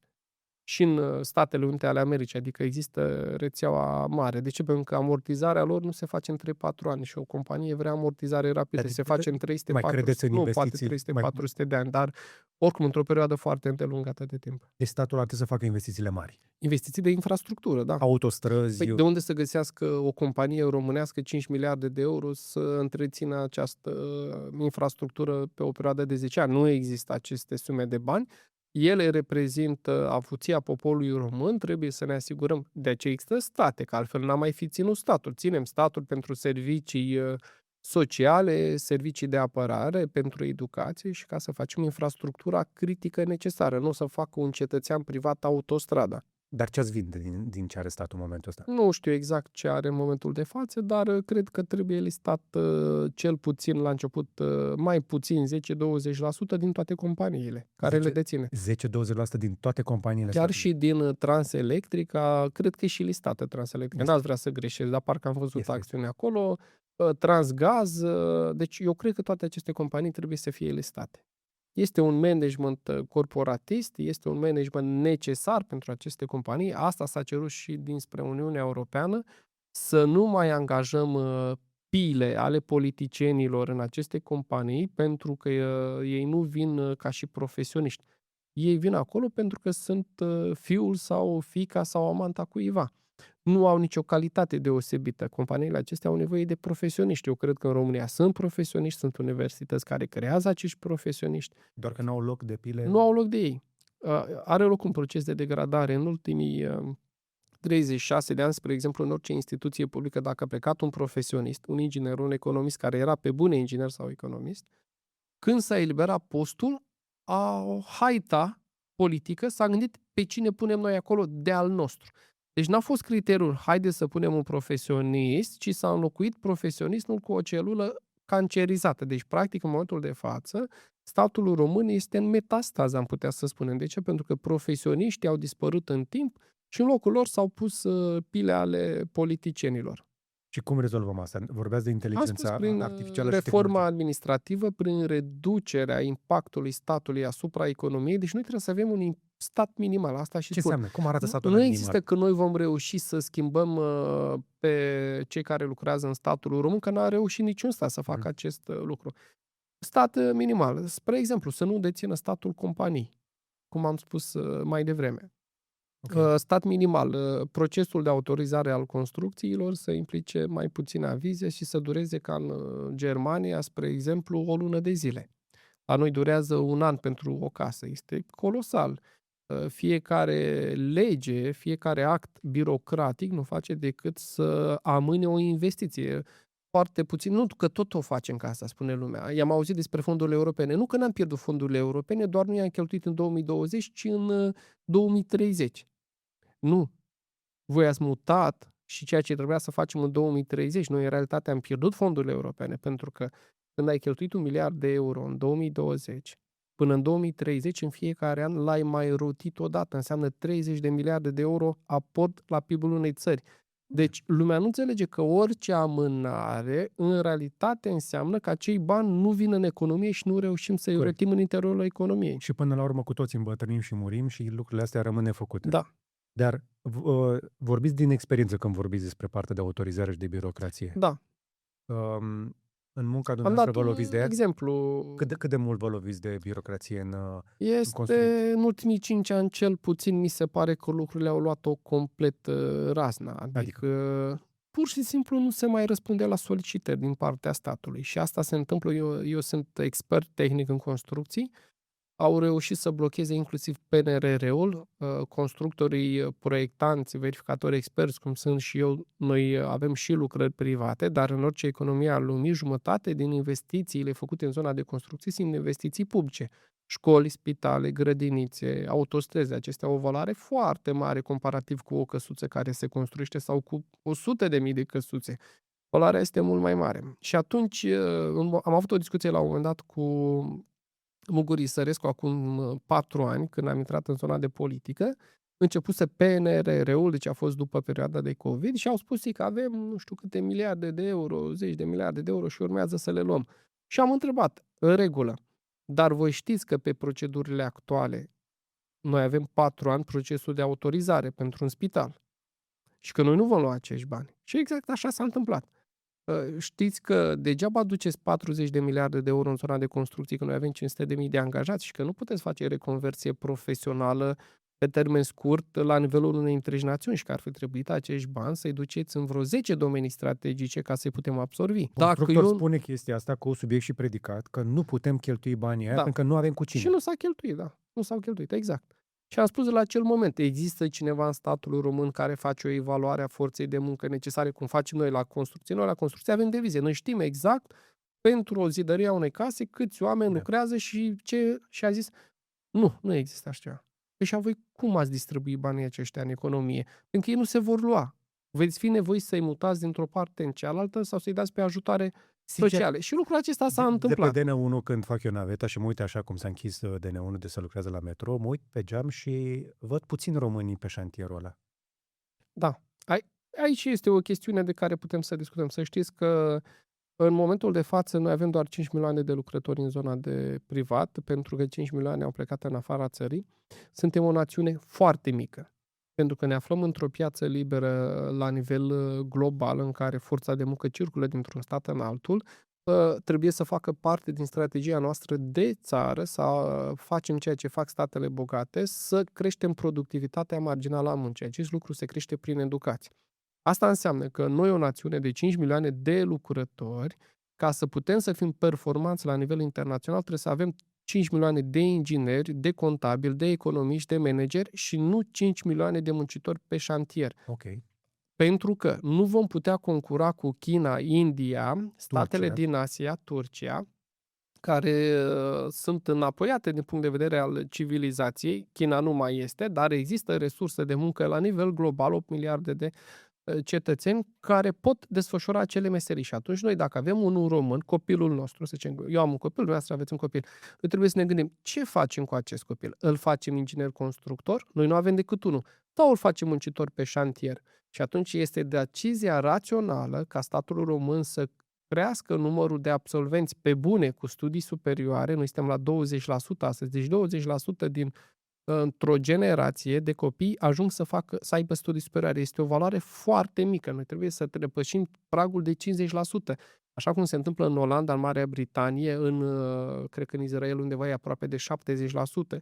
Și da, pentru că suntem doar 5 milioane de lucrători astăzi în România în scădere pentru că natalitatea este în prăbușire, și atunci trebuie să îi transformăm în specialiști. Investim în educația lor, îi facem să fie mai inteligenți, înglobăm mai multă știință și atunci productivitatea lor marginală va fi crescută. Așa că, pe viitor, eu sper să nu mai văd niciun muncitor în România pe șantiere și să fie toți ingineri, informaticieni, economiști, antreprenori, oameni de știință, profesori universitari. Vreau să vă dau un exemplu foarte bun în acest sens. Vorbim despre o națiune educată. Noi avem nevoie de națiune educată. Nație prin educație. Sună cunoscut. Uitați o chestiune foarte utilă. România noi educată. producem mulți medici. Da. Și este foarte bine. Ei sunt doriți și căutați pe piața internațională. Păi de ce am produce muncitori necalificați? Când un medic, el în România câștigă 3-4 mii de euro, aduce în jurul său... Nu toți românii pot să fie medici sau ingineri. Nu toți, dar cred că prin pregătire, dacă nu ai niște... Putem să facem mai mult. Există o minoritate care, să spunem, se naște cu niște probleme și nu pot să ajungă să facă performanțe ridicate. Dar, în general, nu se întâmplă acest lucru. Oricine are potențialul când s-a născut, dacă nu are o problemă din naștere, să ajungă inginer arhitect. Există studii în acest sens. Era și un mare psiholog german care spunea: dați-mi 10 copii care nu au probleme și eu vi fac să fie cei mai buni ingineri, arhitecți, medici din lume. Și așa este, dacă investim în... Vorbeam mai devreme că pregătirea intelectuală, educațională a unei națiuni ce înseamnă. Lucrurile se privesc cumva nu se privesc așa cum ar trebui. Noi dacă ne ducem la sală și avem mușchi, este pentru că facem sală. Atunci când studiezi, când citești o carte, când te duci la școală și faci în fiecare zi antrenament cognitiv, îți crește real nivelul de inteligență. Corect. Foarte mult îți crește Așa nivelul este. de inteligență. Noi trebuie să ne asigurăm că cetățeanul și la 25 de ani și după nu-i scade acest nivel de inteligență, căci mulți presupun că dacă au învățat până la 25 de ani, atunci se va menține acea inteligență. Fals. Nici mușchii de la 25 de ani, dacă nu i antrenezi, nu se păstrează. O să vă E zic o o, chestie o să vă de... zic o anecdotă foarte simplă. Stăteam de vorbă cu Florin Cușbă, că vorbeați de sală. Mi-a venit în minte chestia asta. Zice, bă, tu știi cum e în Brazilia? În Brazilia nu poți să antrenezi pe cineva ca să nu-l accidentezi decât dacă, nu doar că ții patalama, dar te duci la intervale de timp și mai faci niște zeci, sute de ore de refresh. Îți faci reciclarea. La noi ai luat o diplomă și cu chestia aia o să mergi până la pensie, după care ești la pensie și te oprești. Eu pot să spun că în zona de construcție avem avantajul la existenței unor grade profesionale, verificator, expert, auditor și, spre exemplu, eu am dat examene în fiecare an. Deci eu am fost nevoit, după ce am terminat facultatea, ca să ajung cel mai atestat inginer constructor din România, în fiecare an să dau câte un examen. M-am dus și am Foarte făcut bun. doctoratul în momentul în care am simțit că nu mai am o provocare majoră și am intrat în zona de Dar doctorat. până când mai creștem un pic educația din țara asta, am putea poate să încercăm ce fac polonezii sau mai nou ce o să încerce Peter Magyar în Ungaria, care declara și el, pe modelul polonez, că vrea să aducă acasă ungurii, polonezii din alte țări. Probabil că cei care ne urmăresc sunt destul de mulți români care se află în momentul ăsta în Marea Britanie. În Marea Britanie foarte mulți români au preluat spațiul lăsat liber de polonezii care se întorceau Da, așa acasă. este, da. La un moment dat erau localități întregi în care cea mai vorbită limbă era poloneza. Acum este a doua cea mai vorbită limbă în Londra, este româna. Da. Deci, la un moment dat, probabil și noi va trebui să vedem un pic ce au făcut polonezii de i-au adus acasă, pentru că în momentul ăsta Polonia, și am auzit asta din gura unui neamț, zice, dacă mi-ar fi spus cineva acum 30 de ani că eu, un german, m-aș uita către Polonia ca o țară în care să emigrez, aș fi râs. Și acum foarte mulți germani se uită la Polonia ca la o țară foarte interesantă pentru a emigra din cauza problemelor acelea de care vorbeam de iarnă generațională din Germania. Bun, polonezii nu au făcut nimic deosebit. Există un model de dezvoltare la nivelul statelor occidentale care a fost utilizat în Coreea de Sud, Japonia, America, Olanda, Germania. În Germania, după 1945, de către Adenauer, au avut un Consiliu Economic care a făcut un astfel de lucru și vreau să vi-l și descriu puțin dacă avem timpul necesar. Coreea după Coreea de Nord, Coreea de Sud, deci vorbim de Coreea de Sud, în momentul în care s-a finalizat războiul a fost o perioadă de mare corupție acolo, după care a ajuns la putere un general Park, avea un PIB pe cap de locuitor de $100 chiar și pentru acea vreme pe an. Era o valoare ridicol de mică, deci practic sărăcia era lucie. Park inițial a început să aresteze pe cei care făcuseră bani în timpul războiului, după care, la câteva luni, și-a dat seama că nu are cu cine să lucreze, că aceia erau toți antreprenorii din țara respectivă. Atunci, apelând, să spunem, la ei și la banii pe care îi avea în conturi, au generat niște politici publice prin care nu au lucrat sub stat, ci în zona privată, folosind băncile de stat, au finanțat cu dobânzi foarte reduse și cu perioade de grație îndelungate activitatea de producție. Au început prima dată, au spus, bun, noi importăm, aveau deficitul de balanță comercială, asta a fost prin anii 70 foarte ridicat, avem un deficit foarte mare. Ce importăm? Roșii. Perfect. Acum, voi, cei care făceați tancuri, aveți niște bani în conturi, vă mai dăm noi cu dobânzi de 1%, faceți roșii. Și au făcut programe guvernamentale și s-au apucat să facă roșii. În 5 ani au trecut de la deficit de balanță comercială la excedent, adică au ajuns să exporte mai mult decât importă. După care, în încă 5 ani, au investit în zona de produse de înaltă tehnologie, în educație. Au crescut educația. La cât? Și au, 6% s-au dus. da, ei investesc foarte mult în educație, au 6%, au în cercetare De foarte câți ani mult. sunt la 6%? De fapt, care este modelul? Modelul este decuplarea de stat, folosirea sistemului bancar pentru finanțarea antreprenorilor care au succes. Deci ei au creat aceste companii coreene, care astăzi sunt foarte mari, unele au supraviețuit, au fost serioase, altele nu au reușit, dar cum este Samsung, spre exemplu, face parte din acest tip de companie, DU, care DU produce de la televizoare, la infrastructură portuară, la nave. Lumea nu știe, Coreea de Sud este unul dintre cei mai mari producători de nave din lume. La fel, Japonia are același tip de politică. Deci, practic, au finanțat companiile. La noi nu se finanțează. Dumneavoastră, dacă aveți o idee foarte bună sau sunteți un antreprenor bun și ați dovedit că puteți face performanță, vă duceți la bancă să luați credit. Vi se spune că este 10-15%, că trebuie să veniți cu 30%, 40% și trebuie să girați cu viața dumneavoastră. În Coreea de Sud sau, repet, și în Olanda s-a întâmplat acest lucru. Nu se face așa ceva. Tu dacă ai un SRL, tu nu girezi cu viața ta. Deci riscul nu este transmis integral către cetățean, ci este preluat de către stat, de către sistemul bancar. Și acesta este modelul pe care îl văd și eu ca fiind necesar. Spre exemplu, ce ne costă în România să avem câteva domenii strategice, atât sunt necesare, pentru că suntem o țară mică. Spre exemplu, importăm produse agroalimentare de peste 10 miliarde de euro. Este irațional să faci acest lucru, ci să exporți cereale de 4-5 miliarde de euro. Este o chestiune care ține de ridicol. Importăm carne de porc de 1 miliard de euro. Ce ar fi însemnat să facem un program guvernamental? Deci, haideți să explicăm încă o dată chestia asta. Dar trebuie să vedeți un pic imaginea de ansamblu. Dăm un pic zoom-out la nivelul României. Suntem grânarul Europei în momentul ăsta. Da. Da? Din cauza că ucrainenii au niște probleme zilele astea, producem și anul ăsta vom produce mai multe cereale ca niciodată, că a plouat fix când trebuia. Va fi senzațional. Eu cred că va fi atât de senzațional încât o să scadă și inflația. Nu va scădea. E o problemă care se întâmplă pentru că noi ne ducând cerealele în zona de zootehnie și de producție. Le vom exporta exporta că nu avem capacități de depozitare și pentru că va fi oferta foarte mare, prețul va fi ridicol de mic. Se întâmplă de fiecare dată când e producție mare. Deci urmăriți, dacă vreți, prețul la grâu pe piața de futures, dacă vă pasionează un pic domeniul, o să vedeți în vara asta, cel puțin pe Europa, prețul la grâu va fi ridicol de mic. Da. Și asta pentru că a plouat, avem apă în pământ, cel puțin aici în jurul Bucureștiului Băltește, și cerealele vor exploda anul ăsta. Pe de altă parte, n-a să spuneți, și asta este încă o chestie pe care o atingeți și în cărțile noastre, despre faptul că noi exportăm materie primă în continuare. Da. Dar suntem o țară relativ civilizată, ne-am mai civilizat un pic, dar noi tot exportăm grâu, porumb și multe alte lucruri de felul ăsta, în timp ce importăm carnea de porc. Unde-i treaba statului între astea? Politici economice. Adică există politici monetare făcute de către BNR și politici economice făcute de către stat. Statul trebuia să vină să vadă, ok, noi cât exportăm cereale de 4 miliarde de euro. Nu se poate să facem așa ceva. Haideți să creăm ferme zootehnice de creștere a porcilor. Cu 200-300 de milioane de euro am fi reușit în 2-3 ani să nu mai avem aceste importuri de 1 miliard de euro.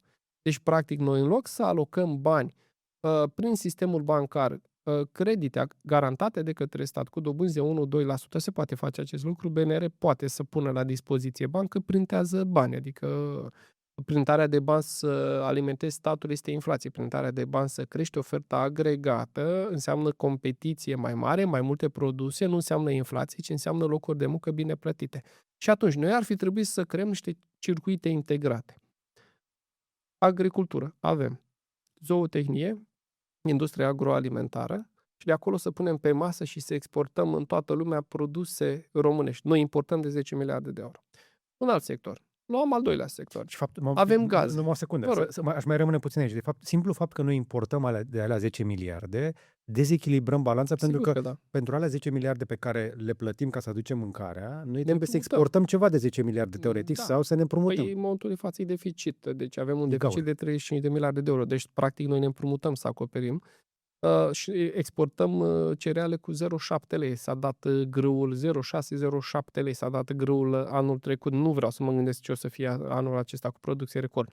Noi în loc să le exportăm, îl duceam, asta spuneam, în zona de zootehnie. Dar avem multe sectoare. Am mai fi putut face, spre exemplu, ceea ce au toate statele mari, producție de nave. Noi am avut producție de nave, avem specialiștii necesari ca să facem aceste producții de nave. De ce? Dar iată, în loc să comande statul român fregate către DU, care a deschis un șantier naval cu tehnologie coreeană, repet, unul dintre cei mai mari producători de nave din lume, să dea comandă în România la 10 nave și care ar fi generat o întreagă industrie pe verticală, adică componente, și mai sus și o navă are nevoie de finisaje care se pot produce în România pe orizontală și pe verticală, noi le-am cumpărat din afara țării. Deci nu există nici măcar o intenție de a se produce în România.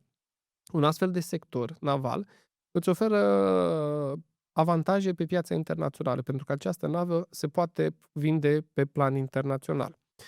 Un alt sector, spre exemplu, zona chimică. Avem petrol, gaze. Din petrol ar fi trebuit să facem materiale plastice, dar folosite în industrii complexe, precum cea auto.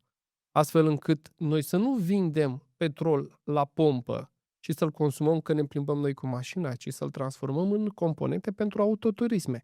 Deci noi avem niște resurse pe care, sarea, spre exemplu, avem cantități impresionante, se poate folosi în industria chimică și am fi putut aduce niște producători de la nivel internațional pentru produse de igienă personală care se fac în urma unor procese chimice care implică ca și resursă sarea în România să producă și nu se face acest lucru. Pentru asta trebuie să le acorzi un ajutor, trebuie să le dai dobânzi corecte. De ce să vină Procter Gamble în România să facă o fabrică? Cred că și au ceva fabrici. Mai avem Unilever la Ploiești. Dar de ce să vină să facă mai multe sau o firmă românească, din moment ce aici dobânzile sunt de 15% și în Olanda sunt cu 1%. Deci nu există nicio rațiune. Produce acolo, încarcă în mașină și vinde în România. Deci, practic, noi trebuie să stabilim care sunt acele 4-5 ramuri strategice și nu e foarte greu. Ne uităm la deficitul de balanță comercială. Ce importă România? Ce își doresc cu România? Yeah. Avem aceste date la statistică. Haideți să facem o negociere. Dumneavoastră mi-ați spus mai devreme că statul ar trebui să tragă rețele de gaze. Și ne-am avut infrastructura mare de gaz, nu rețelele minore. Da. S-au luat și fonduri europene pentru asta, că vorbeam mai devreme de vreo 12 miliarde. Nu credeți că ar fi o idee mai deșteaptă ca în loc să pompăm gaze prin țevi ca să le băgăm prin casele oamenilor, să facem, nu știu, la Azomureș niște îngrășăminte, pentru că o să fie o penurie de îngrășăminte de fertilizanți în perioada următoare? Ba da, sunt întru totul de acord cu dumneavoastră, cu atât mai mult cu cât există un mit că noi ne-am putea acoperi consumul intern din ceea ce extragem. Nu este adevărat, nu asigurăm consumul intern, avem import de gaz, chiar și cu rezervele din Marea Neagră, rezervele respective nu se scot deodată. E o tehnologie care se implementează, durează și atunci, cu siguranță că este mai bine să folosim resurse regenerabile care nu costă, practic soare, vânt, apa care curge, și să folosim în casele noastre energie electrică produsă practic din resurse care nu costă, chiar dacă există alte tipuri de costuri umane interne, în loc să folosim gazul. Sunt de acord cu dumneavoastră. Cred că România are astăzi importuri, cred că pe zona de petrol cel puțin 40% importam și în perioada regimului comunist, importăm gaz, mai bine să scădem consumul casnic, dar menținând confortul, folosind energie care nu costă și să folosim toate aceste resurse pentru... De ce trebuie să vorbesc cu cineva de la Partidul Aur despre chestii de felul ăsta? Și nu pot să vorbesc cu cineva care este narco-guvernamental. Dar aceste informații sunt cunoscute de către toți. Problema este că cei care ajung acolo nu sunt mânați de binele public, de interesul public, ci de propriile interese. Nu să sunteți în opoziție și puteți să ziceți chestia asta, dar mi-a zis mai devreme că dacă ați fi fost la putere, vă transformați. Păi nu, v-am spus așa. Exact asta am spus, că am văzut în interiorul partidului oameni care s-au transformat din cauza puterii, ceea ce înseamnă că există acest risc. Să spunem, l-am identificat în interiorul partidului, l-am identificat la cei care s-au dus la putere, se schimbă pur și simplu, vorbeam de această beție a puterii. Tocmai de aceea vorbeam noi împreună despre statul minimal. Trebuie să reducem impactul politicienilor, trebuie să lăsăm cumva un alt aparat birocratic, administrativ, format din profesioniști care nu se luptă pentru realegere sau într-o competiție de tip politic și care să asigure continuitatea statului român. De aceea avem nevoie de profesioniști, tehnocrați, da. Un stat funcțional este cel în care numărul de profesioniști din interiorul statului este foarte ridicat. Există state, duceți-vă în Olanda. Cred că nici olandezii nu știu cine este premier. Duceți-vă în Belgia. Au avut 2 ani de zile în care nu au avut majoritate parlamentară și belgienii au o vorbă. Cea mai bună perioadă din istoria noastră este când nu am avut guvern. Lucrurile au mers perfect în acea perioadă. De ce? Pentru că ei nu au dus în statul lor oameni din zona de politică care au fost refuzați de mediul antreprenorial privat. Ok. Am stabilit deja că să fii politician e peiorativ în momentul ăsta. Cu toate astea, politica e despre noi. Deci vorbim peiorativ despre felul în care noi ne organizăm ca oameni. Într-o țară în care nu ai guvern, oamenii nu sunt reprezentați, cel puțin teoretic. Mecanismul merge din inerție. Știm cu toții că o locomotivă la care ai oprit motorul o să mai meargă o perioadă, dar la un moment dat se oprește. O să te facă un accident. Cum facem să rezolvăm partea politică? Pentru că, încă o dată, nu văd, sunt foarte puține exemple pozitive pe care pot să le iau din partidele din România. Mi-a plăcut o carte a lui Francis Fukuyama, care a revenit asupra unei teorii pe care a scris acum 30 ceva de ani, în care a zis, "Doamne, am pus semnul întrebării dacă este sfârșitul lumii sau nu." Acum vă spun că nu e sfârșitul lumii, istoriei, nu, era Sfârșitul sfârșitul istoriei. Și în care el spune că democrația nu este perfectă, sunt foarte multe probleme, însă în momentul de față societatea umană nu a identificat o soluție alternativă mai bună. Deci cred că suntem într-un proces de transformare la nivel global. Problemele nu sunt doar locale, doar în interiorul națiunii române. Tot el și atunci, revenind la întrebarea pe care a spus-o dumneavoastră, cred că mașina astfel funcționează, adică cu probleme. Trebuie să vedem cum ne descurcăm cu ceea ce avem. Nu cred că putem să schimbăm mentalitatea omului politic nici în România, nici în America. Iată că sunt lucruri care, din punctul meu de vedere, sunt disfuncționale la nivel central și trebuie să admitem că mașina trebuie să meargă cu frâna de mână trasă. Dar atunci trebuie să reducem impactul frânei. Adică trebuie să existe o implicare cât mai redusă a politicului. Nu există altă soluție. Adică gândul că va ajunge acolo un politician și el va salva țara și nu va fi îmbătat de putere, din punctul meu de vedere, nu există. Deci trebuie să avem mecanisme legale, legii, mecanisme instituționale. Sau Nu am o soluție pentru dumneavoastră, nu are nimeni. Nu a identificat nimeni o soluție. Oamenii s-au împăcat, specialiștii, cu ideea că nu există un sistem mai bun. Pe moment nu există. sunt țări care au implementat o strategie care se numește mowing the lawn. Pur și simplu să tunzi pajiștii corespunzător suficient de des, astfel încât cei care stau prea multă vreme acolo Da. să fie epurați. Bun, și Pareto vorbește Corporațiile fac chestia asta, fac această rotație. da.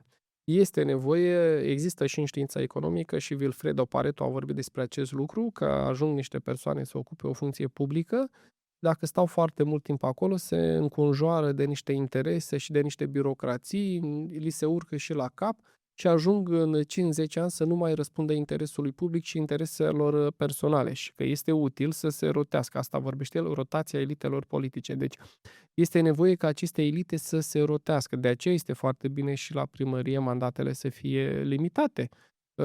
Nu doar pentru primari și consilieri.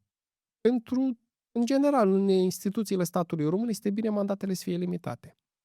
Dacă la președinte e limitat, dacă tu ești un bun specialist și ai reușit să faci un management performant într-o instituție, atunci este perfect să te duci într-o altă instituție, să lași în urmă acea instituție funcțională, să te duci în altă instituție să faci performanță. În Biserica Catolică există acest principiu al rotației preoților până când capătă o anumită vârstă și acum nu se mai face doar în interiorul statului. Ei sunt plimbați în mai multe congregații unde preiau ce este bine de la ceilalți preoți și practic printr-un proces de învățare învață cum să facă lucrurile în mod corect. Și cred că acolo este o perioadă de cam de 7 ani în care stai într-un loc, după care tu trebuie să pleci în altă parte. Dacă ești bun și în altă parte. Vine altcineva în locul tău, învață ce ai creat tu bun și face mai departe. Până și chinezii au învățat șmecheria asta. Eu nu am întâlnit un șef la o companie chineză care să fi fost acolo mai mult de 2-3 ani. Da, așa este. Nu cred că o schimbare atât de rapidă ar fi benefică, dar cred că undeva între 5 și 10 ani trebuie să intervină o schimbare. Să facem un experiment mental. Că vă place când scrieți, vă imaginați versiuni ale realității și propuneți și noastră variante. Cum vi s-ar părea scenariul ăsta în care în loc să ieșim la vot, să-i votăm pe cei care au avut curajul să iasă din zona de confort și să candideze, cu o doză sănătoasă de narcisism, că vorbeam puțin mai devreme, că trebuie un pic de curaj, trebuie să fii un pic nebun ca să candidezi într-o țară ca România, cum ar fi să creăm o bază de date de profesioniști, tehnocrați și să facem un sistem de loterie prin care avem de umplut în următorii 5 ani atâtea mii de posturi pe aceste poziții cheie, îi luăm pe cei care sunt calificați și au suficientă experiență pentru domeniile respective și îi împărțim total aleator. Ba mai mult decât atât, am putea să facem o șmecherie. Băgăm și un pic de inteligență artificială la problemă și le dăm și un pic de punctaj suplimentar celor care s-ar potrivi mai degrabă mai bine în administrație sau cine știe ce structură de conducere. Sincer să fiu, cred că dacă ar fi ca pe Booking, în care fiecare funcționar public sau instituție să aibă stele, sunt fer convins că aceștia ar munci mult mai bine și ar fi foarte Da. motivați. Este o idee bună, cred că cumva dacă în zona de privat se întâmplă acest lucru, adică firmele să primească stele, cred că în viitor se va întâmpla acest lucru la nivelul statelor lumii. Cred că Ați este face un asta? proces necesar. Ați vota pentru așa ceva? Eu aș vota, da, pentru, sigur că da. Cum ar arăta? Nu Imaginați-vă m-am un chestiune. gândit, sincer să fiu. Dar credeți Eu mai vă degrabă spun în din... aleator decât în procesul electoral clasic? Cred Am auzit că teoria asta, nu. că Cred că... dacă i-am luat la nimereală, s-ar putea să nimerim mai bine decât pe ăștia A, care candidează. 100%. 100% pentru că resursa din interiorul partidelor politice este net inferioară valoric resursei care există în societate. Deci Și atunci, un antreprenor cum selectează de partidele astea? succes foarte rar se duce să facă politică. De acord. Și atunci, totuși, partidele alea cum selectează? Pentru că partidele, încă o dată, ne reprezintă Vă pe noi spun ca acum, grupuri. gândiți-vă că în România e nevoie de vreo 500.000 de politicieni. Nici nu mai trebuie să selecteze, efectiv nu există. Eu vă spun pentru că noi am dat să facem recrutare, să găsim oameni în interiorul societății românești și nu există ca să acoperi listele de candidați pentru alegerile, nu știu, locale. Nu există. Noi ne imaginăm că într-o localitate de 500 de persoane există 50 de persoane, câte 15 pentru fiecare partid politic, aproape 15, și că ei vor candida profesioniști. Nu există. Nu există 10% de persoane care sunt interesate de zona de politică. Cine este un fermier realizat, un antreprenor, un profesionist, vrea să își păstreze direcția pe care o are. Adică există o inerție socială foarte mare dată de experiența noastră din trecut. Și atunci, eu nu cred că astăzi există în societatea românească o asemenea resursă într-un număr atât de mare. Tocmai de aceea am spus că este necesară reforma administrativă cu reducerea 80% din instituții, ca chiar dacă nu avem fiecare persoană foarte competentă, cel puțin să reușim să identificăm liderul care conduce și pe care aceștia să-l urmeze. Sunt primării cu oameni buni, dar e o chestie întâmplătoare și există 80% din primările din România care sunt falimentare, care nu reușesc să își acopere salariile. Și dacă merg împreună cu dumneavoastră în aceste 80% localități, noi nu vom găsi candidați pentru funcția de consilier. Noi nu vom găsi o persoană primar care să aibă cunoașterea necesară să conducă o localitate în secolul Fără să 21. încalce legea în prima zi.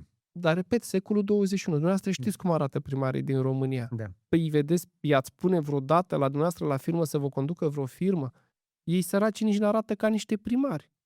Repet, nu există resurse, dar nu doar noi. Nu au nici celelalte state. De aceea au făcut o reformă administrativă ca să găsească cel puțin cel care conduce instituția să fie de o calitate educațională superioară. Eu cred că am putea să convingem, nu știu, sfatul bătrânilor, înțelepților, seniorilor, celor care au trecut un pic prin viață și cred că, băi, dacă n-ar fi așa de mare mafia asta din politică, parcă aș candida. Și să se înscrie într-un registru și să-i tragem așa, efectiv, din pălărie, aleator. Nu știu, s-au înscris 500 în pălăria asta, hai să amestecăm aici și alegem, tu ești primar. Conform CV-ului te califici, nu doar ai apărut pe un afiș sau ai dat găleți și chile de făină, chiar te califici. Și uite, noi te-am tras aici din pălărie, aleator, ori la treabă, pe motorii V-am 5 spus, ani ai cred că salariu. va fi mult mai bine, pentru că cel puțin ai șansa să numerești un om bun din societate. Dacă tu te duci și selectezi din interiorul unui partid care el este ca îngrenat, adică sunt celule canceroase, evident că ai șanse mai mari în societate decât din interiorul partidului. Cu toate astea, sistemul nostru actual nu se poate schimba fără Nici, modificări de Constituție și nu se va schimba curând. nici la noi, sistemul nostru este totuși un sistem care există în toată lumea. Atunci, Boala este mai gravă, cancerul politic este mai grav. Sunt prea multe celule care au cancerizat statul român. ce facem? Eu am spus ce altceva decât reforma administrativă nu există. Deci noi trebuie să extirpăm din instituțiile care au fost cancerizate. Nu există altă șansă. Putem să discutăm și cu medicii. Ce părere aveți dumneavoastră? Dacă cancerul este în tot organul, îl mai ținem sau îl scoatem? Deci noi în această situație ne aflăm. Reforma administrativă trebuie să reașezăm statul român astfel încât el să răspundă nevoilor secolului 21. Deci, reforma statului, listarea pe bursa cu pachete din toate companiile. Finanțare pentru antreprenoriatul privat cu susținere, cu politici economice ale statului, folosind banii din băncile românilor. Câte din ideile astea pe care mi le-ați spus astăzi aici sunt în platforma Toate există. partidului? Sunt toate. Da, toate există. Pentru că eu nu l-am auzit. Cred că și acum... Pentru că nu aud decât scandal, nu aud Da. decât răzmeriță, decât ne luăm țara înapoi, decât porcării de genul ăsta care nu mă interesează la televizor, chiar și acolo unde vorbește partidul dumneavoastră. În psihologie se spune că oamenii sunt înclinați spre știrile negative. Preferăm sau urmărim din cauza fricilor pe care le avem, 75% din informația care circulă în spațiu public este negativă. Adică vrem să vedem cine ar putea speria, cine ar putea opri. Tocmai de aceea... Dacă vă ajută la ceva, vă confirm că mi-a făcut licența pe asta. Impactul în audiență este total asimetric pe violență decât Așa știrile este. pozitive. Așa este, dar cred eu că rolul unui politician mare este să transforme societatea, nu să spună ceea ce își dorește societatea să audă. Este foarte ușor să câștigi niște alegeri repetând ceea ce dorește cetățeanul de rând să audă. Face acest lucru și Trump în America, se folosește în politică. Cred că totuși, la un moment dat, când ești un partid mic, intri cu 50%, poți să folosești o astfel de strategie. Se numește populism. Însă se numește populism. Cred că ulterior, când depășești un anumit prag 25%, când ești un partid serios, trebuie să intervină speranța. Nu poți să ajungi la o majoritate care să te trimită la guvernare doar cu populism.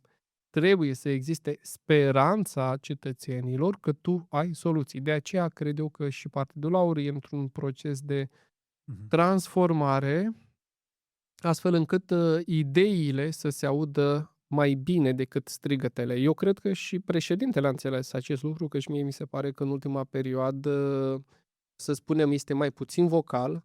Știu că sunt colegi care ar spune, domnule, trebuie să fim vocali, să țipăm, să facem. Nu ne mai ajută. Putem să E avem... adevărat ce ați spus înainte să plecați de acolo? Ce anume? Care ar fi cea mai bună strategie pentru George Simion în 2026? I-am spus să nu mai facă nimic, să nu mai iasă în spațiu public. De ce? Dacă iese... Pentru că erorile pe care le comite actuala guvernare sunt atât de mari, pentru că ele vin dintr-o cultură a proastei guvernări din trecut, încât noi trebuie doar să părem serioși. Oamenii serioși tac. Eu cunosc antreprenori foarte serioși, în general ascultă foarte mult și am zis, haide să ascultăm mai mult, să vorbim mai puțin, să nu ne mai repezim noi că venim noi cu soluții, că oricum românii nu sunt interesați de soluțiile noastre pe moment, sunt mult mai atenți la problemele lor, și prin înțelepciunea tăcerii, noi să arătăm că putem fi o soluție.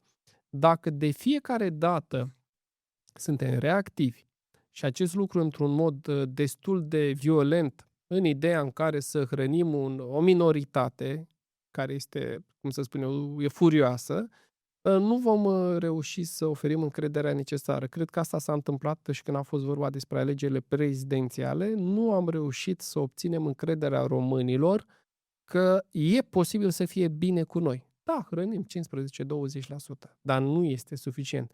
Și noi trebuie să trecem printr-un proces de transformare, pentru că această beție a puterii nu apare doar când ai puterea totală.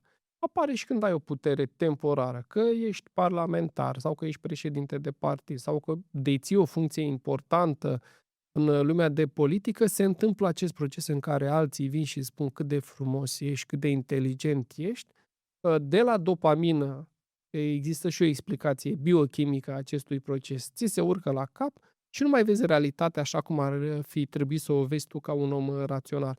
Deci, Eu nu cred că o să scăpați prea curând de ștampila asta de nici eu nu cred. partid anti-european. Anti-european, eu cred că dacă stăm liniștiți Nu este și nimeni nu liniștit. țipăm prea Toată lumea tare, furioasă. așa este cetățenii, da. Eu tocmai de aceea ce v-am spus mai devreme, că astăzi există executiv și societate civilă.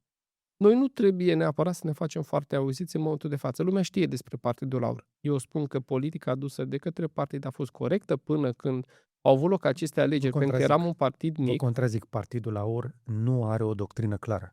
Pe de o parte avem, Nu v-a plăcut doctrina pe care am prezentat-o acum? nu știu dacă reprezentați partidul. Cel puțin elementele pe care le-am spus există în doctrina partidului și a fost Nu știu- creată în perioada în care eram prim vicepreședinte. Nu știu cum arată o formă de guvernare în care noastră ați fi implicat mai mult decât unul, decât cel care Da. vorbește cu mine, și cum ar arăta guvernarea, mi-e frică mai degrabă decât să am speranță. Și ce v-am spus mai devreme, că trebuie să trecem de la furia românilor către speranța. Eu nu am văzut, Nu am o cheie. nu am știu văzut exact. alți oameni din partidul dumneavoastră care să vorbească așa.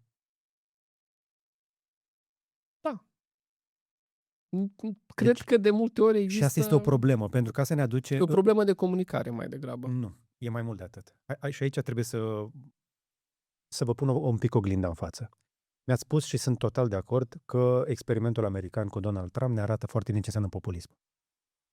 Nu vedeți același risc la Partidul Aur dacă ia puterea? Ba da, dacă avem același tip de comportament, da. Păi și Văd există ca șanse fiind să vă un, comportați altfel Acum mă întrebați pe mine. ca partid? Ca partid, cred că... Eu am spus, cred că trebuie să ne transformăm. Am spus Deci nu acest sunteți lucru. pregătiți să luați puterea. În momentul de față nu suntem pregătiți, adică nu profesional, ci din punct de vedere al maturității politicienilor din interiorul partidului. Adică este posibil să îi ia valul. Îi ia constant. Da. Asta nu înseamnă că ceilalți fac mai bine. Nu. Ceilalți de la PSD și de la PNL, chiar dacă nu sunt pregătiți, ei se duc la putere. Pentru că interesele lor sunt personale. Eu vorbesc în ideea în care te duci la putere pentru interesul națiunii române. Cu excepția lui Bolojan zilele astea.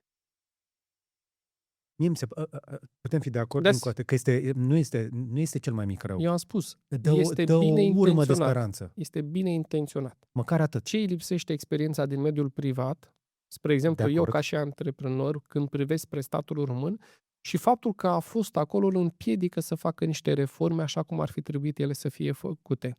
Sunt state în lume... Trebuie totuși să înțelegi sistemul ca să poți să intervii în el până la un punct. Sigur că da. Așa intri cu drujba. Așa este, dar Bolojan sigur nu e milei, exact cum a zis, cred că Victor Negrescu sau nu știu cine a zis. Da, probabil. Am văzut nici ceea ce s-a întâmplat. Mulți prezintă situația din Argentina ca fiind o situație extraordinară. Lumea nu știe că prețurile au crescut de 4-5 ori. Ei au reușit să rezolve deficitul de balanță comercială crescând prețurile de 4 ori la importuri. Deci și acolo lucrurile s-au făcut prea din topor, dar nu cred că ei erau la un nivel atât de jos încât și nu aveau nicio barcă de salvare. Noi avem Uniunea Europeană și Uniunea Europeană. Ați cerut statul minimal. Da. Dar asta înseamnă stat minimal. Lași piața să regleze. Corect. Acum deja se reglează la ei piața. Ați vorbit la un moment dat de cursul de schimb, că vreau să ating puțin și acest subiect. O problemă majoră este menținerea fixă a cursului de schimb. Economia României cu inflație ridicată nu avea niciun motiv să mențină un curs stabil la 5,1-5,2 lei. Asta ce înseamnă? Cursul cred că trebuia să fie în jur de 6 lei, crescut ușor, și acest lucru ar fi limitat și importurile. De ce? Cursul scăzut face ca producția națională să pară scumpă și importurile ieftine. Corect. Spune lumea, doamne, nu reușesc fermierii români să fie competitivi. Este fals. Noi suntem foarte competitivi ca urmare a nivelului de salarizare mai redus, dar problema este dată de conversia dată de cursul de schimb. Adică, dacă noi am fi avut cursul de schimb de 6 lei, ar fi părut importurile că se fac la 1,2 lei, nu la 1 leu. Ori noi, printr-un curs de schimb fals, practic facem ca producția românească să pară scumpă. Nu sunt mare fan politică, dar înțeleg rostul oamenilor care trebuie să ia niște decizii cheie. Și vorbeam despre partidul dumneavoastră și despre lucrurile pe care dumneavoastră le-ați face. Încă o dată, nu știu dacă veți fi pregătiți curând să luați cu adevărat puterea, deși în momentul ăsta nici măcar Ilie Bolojan nu neagă că ar negocia inclusiv cu AUR. Nu știu care... Bun, aceste lucruri este foarte rău. Am văzut declarațiile publice făcute dinspre PNL, PSD, Nu prea mai au USR. L-am văzut și pe președinte, care președintele cumva vede în AUR o amenințare pentru că el a ajuns acolo, din punctul meu de vedere, ca o urmare a unor mașinațiuni politice și atunci probabil este ușor complexat pentru că puterea lui real nu vine de la popor, așa cred eu, este opinia mea.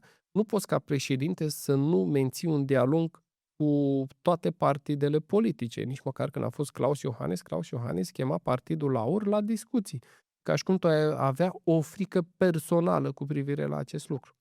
Pe de cealaltă parte, eu am stat la masă cu lideri din PSD, din PNL, și președintele George Simion probabil că a stat la masă ca să porți discuții politice, să îți permiți să faci acest lucru, dar în public să vii să vorbești despre extremiști, și aici pare o chestie cel puțin de, să spunem, bipolaritate politică. Pentru că ei încearcă să îngrădească partidul AUR într-un discurs extremist ca o zonă de... Ce e fals în ce se spune despre partidul AUR? Păi nu există nimic anti-european în partidul AUR, nu există nimic pro-rus în partidul AUR. Eu găsesc că în PSD și în PNL o să găsim mai mulți antreprenori, între ghilimele, conectați înspre est pe importurile de hidrocarburi. În AUR nu există așa ceva. Deci există foarte multă minciună ca să mențină puterea. Aș vrea să lămurim asta pentru cei care se uită la noi. Lămuriți-mă pe mine. Pentru că atunci când deschid televizorul pe televiziunile comerciale și pe televiziunile de știri, cu o excepție, Partidul AUR este un partid, într-adevăr, extrem, despre care se spune că ar fi extremist, unul la mână, care avea înclinații pro-ruse, că s-ar gândi inclusiv la o variantă de ieșire din Uniunea Europeană.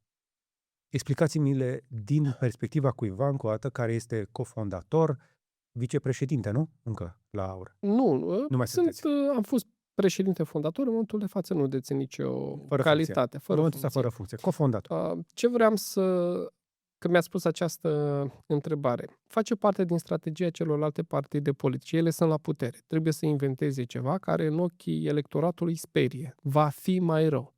Și atunci folosesc în mod repetat ei și televiziunile care sunt plătite fie din subvenție, fie din alte surse, primării și așa mai departe, că există tot felul de modalități de a plăti o televiziune, să repete niște cuvinte în mod obsesiv. De ce?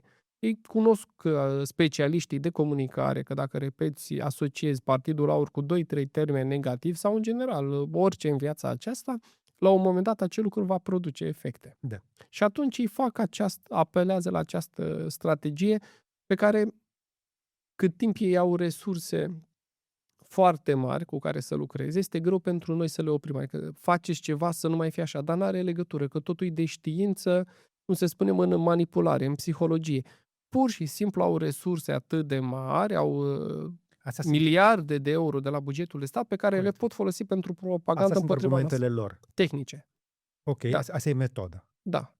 Se vede prin ea, e transparentă. Deci o fac. Este artificială, este exagerată și Partidul AUR, până la proba contrarie, nu are niciun dosar penal, nu are niciun membru trimis în judecată condamnat pentru spionaj, trădare, chestii de felul ăsta. Dar spuneți-mi totuși, nu vreau să vă dau eu argumentele noastre, dați-mi noastre argumentele dinspre dumneavoastră. Lămuriți-ne pe noi, fără echivoc, dincolo de ceea ce spun televiziunile, că nu sunteți nici proruși, nici anti-europeni. Luați-le pe rând. Dacă vreți să faceți chestia asta. Păi nu pot să vă dau decât prin discursul pe care l-am avut astăzi. Eu n-am avut niciodată un alt fel de discurs. Eu sunt un susținător ferm al integrării sau a menținerii în interiorul spațiului european. Cred că e nevoie chiar de o mai bună integrare în civilizația europeană din care facem parte. Există o componentă românească evidentă, dar noi facem parte dintr-o civilizație mai mare greco-romană, deci care se întinde de peste 2000 de ani. Și atunci aș vorbi de aderare la moneda euro. Și eu nu știu pe niciun coleg să nu fie pro-european din acest punct de vedere. Niciodată nu am venit să susținem, deși în spațiul public aceste televiziuni au spus altceva, că am susține vreo agresiune din partea Rusiei. Nu a existat așa ceva împotriva Ucrainei. Nu. Doar că, iată, există și un interes al lor. Vreau să vă dau un exemplu. De fiecare dată când se duc la Bruxelles să negocieze deficite mai mari, credite sau tot felul de excepții, de ce l-au făcut niște lucruri, prezintă sondaje de opinie în România în care aur este foarte sus. Da. Adică au o strategie de comunicare externă în care spun dacă nu suntem noi cei care furăm, vor veni extremiștii care o să scoată România din Uniunea Europeană. Cei de la Bruxelles își Asta a iau, spus-o Sorin Grindeanu imediat după... a și recunoscut. Da. Nu. V-am citat eu din interviul... A dat un interviu, cred că la Digi24, imediat după votul acela foarte interesant din PSD, în care spunea că dacă tot vrem să Așa păstrăm... cum face asta. Dacă vrem să păstrăm coaliția pro-europeană, tot insistă, dacă vrem să menținem o coaliție pro-europeană, deci ceva de genul ori cu noi, ori cu anti-europeni. Vreau să vă spun că nu cred că va mai funcționa. Eu observ o deschidere din ce în ce mai mare la politicienii din spațiul european față de o alternativă. Eu personal am purtat discuții și s-au săturat de ei pentru că ei mint foarte mult la Bruxelles.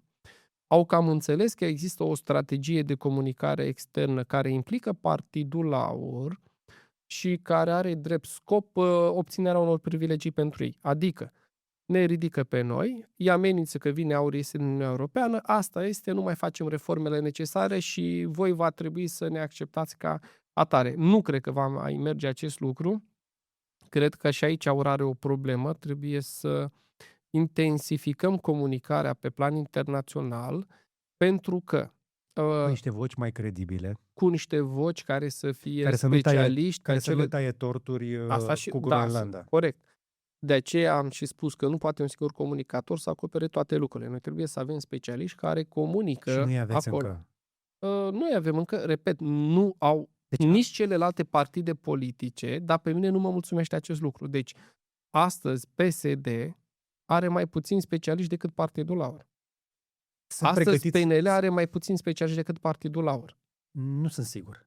Păi eu sunt sigur pentru că guvernează și guvernează prost. Au birocrați și tehnocrați prin toate instituțiile care sunt cumva conectați la partidele lor. Sunt profesioniști în interiorul statului român care folosesc partidele pentru a migra în interiorul statului. Cu asta sunt de acord. Dar ei nu sunt chiar membri de partide, ei folosesc partidul ca instrument. Noastră, de facto, faceți un one-man army opposition. În ce sens? Că nu cred că e un singur om. Mai arătați-mi încă un specialist în Partidul Aur care să fie o contrapondere la ce fac oamenii. Cred că domnul Peiu, pot să spun, aș avea niște lucruri să-i reproșez. Cred că în ultima perioadă a trecut de la propriul discurs la un discurs care s-a aliniat mai degrabă cu cel al lui George Simion. Deci cred că aici ar trebui cumva să-și revină și să se ducă înapoi spre partea tehnică. Adică nu putem să repetăm orice își doresc românii să audă, doar că dă bine. Eu nu mai fac acest lucru, nu mă interesează această componentă. Dar el este un profesionist. Dar vă trebuie există mai mult, și mai mult de care a căzut exact în aceeași capcană, repet, a populismului. Nu știu ce se întâmplă când ajung acolo, încep să repete ceea ce lasă boții pe la comentarii, ceea ce nu este foarte bine. Tu dacă ești profesionist și ai o idee care este a ta, spune ideea ta. Dacă ești compatibil cu societatea, bine, dacă nu ești compatibil, asta este. Poate mai schimbi niște opinii. Da. Eu fac acest lucru, spun ceea ce cred în ultima perioadă, pentru că am avut vreo 2-3 ani în care m-am cenzurat ca urmare a, să spunem, strategiei care a fost stabilită de către Partidul Aur și mie mi se pare că mi se potrivește mult mai bine dacă societatea românească va considera că sunt potrivit pentru ceva, bine, dacă nu va considera... Va trebui să vă clonați, să vă mai găsiți niște prieteni și să vă luați partidul ăla dacă vreți foarte înapoi. greu, adică eu cred că în zona politică nu există astfel de specialiști și eu cred că trebuie să-i aducem din mediul privat, dar colegii mei din mediul privat nici nu vor să audă de politică. Și atunci cum facem? Nu avem ce face. Repet, când mă întorc chiar la ciclul națiunilor, ciclul civilizațiilor, până când nu se va impune o reformă ca urmare a prăbușirii statului român sub aceste credite colosale pe care le avem, nu cred că cineva va lua vreo măsură. Și nu are legătură cu Marius Lulea, cu dumneavoastră, cu Partidul Aur, cu Sorin Grindeanu, cu cine l-a împins pe Sorin Grindeanu să ducă România în criză. Nu are legătură. Și cine l-a împins? A spus grupurile de interese, unii care vor să stea în locul lui, alții care vor să-și facă De aceea mașinațiunile lor. mă hazardez să zic o chestie. Chiar și în condițiile astea, fără resursă umană suficientă, Partidul Aur pare mai frecventabil decât PSD-ul. Da, este. Asta puteți să ziceți dumneavoastră, dar sunt tare curios ce spun oamenii care se uită la noi. Eu din ce mă întâlnesc și văd așa pe stradă, e clar că procentele prezentate în public, chiar dacă nu ar fi cifrele chiar în tocmai acelea, eu cred că sunt umflate în favoarea Partidului Aur și cred că primarii vor afecta acest procent ca urmare a organizării în perioada electorală. Cred că PSD-ul este un partid practic în disoluție. Dacă mă întrebați pe mine, eu nu cred că mai prinde 2 cicluri. Dacă mai prinde ciclul următor și încă ceva, după aceea, dar eu nu cred că va mai exista în 10 ani sub forma actuală. Nu cred că va mai exista. Țineți minte când Sunt PDL-ul pregătit a să vă dispărut? dau dreptate, știți de ce? Pentru că se vede că se transformă în Partidul Aur. PSD-ul se Să aurizează. zicem, noi ne profesionalizăm și ei se transformă în Partidul Aur. Nu vi se pare că N-aș au vrea devenit să mai sune populiști? negativ. De la Dragnea încoace au devenit așa, mult mai naționaliști, mult mai populari. Atunci când există o disonanță între ceea ce spui și ceea ce faci, nu poți să spui că se numește patriotism. Sigur, și noi, dacă ajungem la guvernare și în cele din urmă se dovedește că cei pe care i-am pus acolo nu duc la îndeplinire. Să știți că eu am insistat foarte mult să ne ținem de cuvânt în spațiu public de fiecare dată când am promis ceva, că nu facem alianță cu unii, că votăm nu știu ce lege și de fiecare dată ne-am ținut de cuvânt, adică și creșterea AUR nu este deloc întâmplătoare, chiar dacă unora nu le place de noi sau nu le-a plăcut, pe măsură ce noi de fiecare dată ne-am ținut de cuvânt și am fost predictibili, încrederea în Partidul AUR a crescut. Adică ca și alternativă la guvernare. Noi trebuie să facem ce am spus. Spre exemplu, în momentul de față, eu nu m-aș duce, domnule, mergem la guvernare ca să mergem la guvernare. Nu. Care sunt măsurile? Ce trebuie să facem? Ce este bine pentru români? Și de aceea mi s-a părut foarte interesantă declarația lui George Simion, care a spus că noi, dacă este să susținem orice Da. fel de guvern, a zis că vrem Exact. 3 lucruri. Vi se par complicate? Cele 3? Ați auzit de ele? Apropo, pentru cei care nu ați auzit de declarația lui George Simion? Pentru că pare mult prea rezonabil. Da, pentru Prin că comparație noi cu ceilalți. avem deschiderea să se facă reformele necesare. Eu chiar mă bucur că a făcut aceste declarații. Mi le repetați dumneavoastră? Da, prima dintre ele era să se respecte referendumul cu maxim 300 de Inițial de Traian Băsescu. inițiat de Traian Băsescu cu maxim 300 de parlamentari, eliminarea subvenției publice pentru partidele politice și o mică parte din reforma administrativă, alegerea primarilor în 2 tururi. Este vorba despre ceea ce am discutat noi mai devreme, că trebuie persoanele să fie rotite în instituțiile publice, că ele se angrenează din cauza aceasta. Deci, practic, sunt 3 măsuri care ele au niște scopuri precise. Chiar am citit un studiu despre numărul de parlamentari. Noi ar fi trebuit să avem, conform științei administrative, în jur de 220 ceva de parlamentari. Se calculează un radical de ordin 3, parcă era, din populația activă a țării. Acolo unde numărul de parlamentari este mult peste datele sau, să spunem, știința administrativă, fiecare parlamentar are și el niște pile prin stat și crește toată administrația statului. Deci dacă vă vine să credeți, există un raport, crește numărul de parlamentari, statul este mai stufos. Scade numărul de parlamentari, statul este mai suplu. Și pare logic că fiecare are câte o pilă de pus undeva. Pila are și ea o pilă de pus. Pila pilei are și ea de pus o pilă undeva. Și atunci se întinde în tot statul român. Noi am pus niște măsuri. Ilie Bolojan, până la urma urmei, dacă dorește să facă reformele necesare, iată, sunt niște chestiuni minore. Nu am spus cu toții că dorim să respectăm referendumul. Haideți să facem 300 de parlamentari. Mie mi se pare mult mai important să creștem încrederea românilor în clasa politică. Eu nu cred că e bine să nu aibă românii încredere în clasa politică, pentru că un stat se bazează pe încredere. Statul nu este o construcție fizică. Statul este o construcție... Politicianul trebuie să vândă speranță. Știm asta. Trebuie să existe încredere. Și atunci, haideți să facem 3 lucruri mărunte. Le-am pus și noi acolo. Veniți și voi spre doamne, nu pot să fac al 3-lea lucru. Uite, vreau să păstrez subvenția. Vă dăm altceva la schimb. Haideți să vedem un dialog. Ori s-au certat între ei și au ieșit apoi să spună că nu vrem să facem cu extremiștii. Ceea ce e cumva ciudat. Voi vreți să faceți bine românilor? Nu se doresc funcții. Uite, nu participăm la actul guvernării. Votăm dar puneți aceste 3 legi. Da, știm, vreți să furați în continuare, vă doriți funcții. Foarte bine, uitați, înțelegem această slăbiciune, până și românii înțeleg. Haideți să facem 2-3 lucruri care să se vadă acolo și românul să zică, doamne, uite că s-a făcut ceva și pentru noi. Că altfel ce facem? Schimbăm un premier cu un alt premier, sistemul este același, vorbim de aceeași cultură politică care este degradată Deci, și ajutați-mă să peste un înțeleg. an schimbăm iar alt premier. Deci nu aveți funcție de conducere în momentul ăsta în partid, dar vorbiți așa în numele partidului, de Eu parcă... vorbesc în numele partidului, eu vorbesc în numele meu ca și membru al partidului. Eu nu vorbesc în numele Dar credeți că partidului. partidul ar fi de acord, spre exemplu, să susțină... Știți de ce v-am chemat? Așa am acceptat să avem discuția asta. Mai ales că cred că n-ar fi rău să audă ce vorbim aici, nu doar audiența mea, ci și alți oameni din celelalte partide, ca să zică, bă, deci ăștia de la ori nu vor miniștri? Ok, deci vor alea 3 chestii. Mă, să le dăm alea 3 chestii și să scăpăm de PSD. Pentru că sunt pregătit să Și dacă e speculez. vorba de PSD, să vină cei de la Eu sunt PSD să ne pregătit să spună speculez. și să ne spună, doamne, uite, vrem și noi cu 300 de parlamentari. Eu nu înțeleg de ce nu se pun partidele la masă, inclusiv cu Partidul Laur, să discute lucruri. Noi trăim cu... Pentru că ne-au vândut tuturor povestea asta cu Partidul Aur, este un partid extremist cu conexiuni îi la ajută Moscova. pe ei. Îi ajută Cu pe ei. conexiuni la Așa Moscova. este. Și Moscova ne sperie pe toți. Asta îi ajută pe ei și, repete, strategia lor și au resurse foarte mari ca să o Dar ducă nu la aveți legătură la îndeplinire. Moscova. Dar vreau să vă... Nu avem legătură. Vreau să vă spun ceva. În momentul de față, cred că am spus, îi fac mai mult rău proiectului european pentru că asociază birocrația și corupția cu proiectul european. Da. Există, lumea nu crede în această teorie cu Moscova și cu nu știu ce. Adică dumneavoastră, dacă doriți să credeți sau credeați înainte, credeți, vă întăriți propriile convingeri, cei care ne votează pe noi nu cred, nu sunt interesați de acest eu lucru. cred că Moscova este un actor activ în manipularea. Peste tot în Europa, peste tot în lume. Da. Cred că și America este un actor...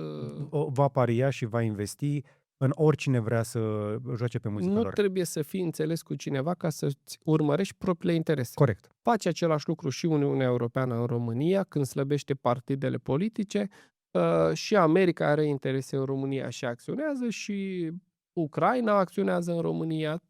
Toți au interese și acționează în conformitate cu interesele lor.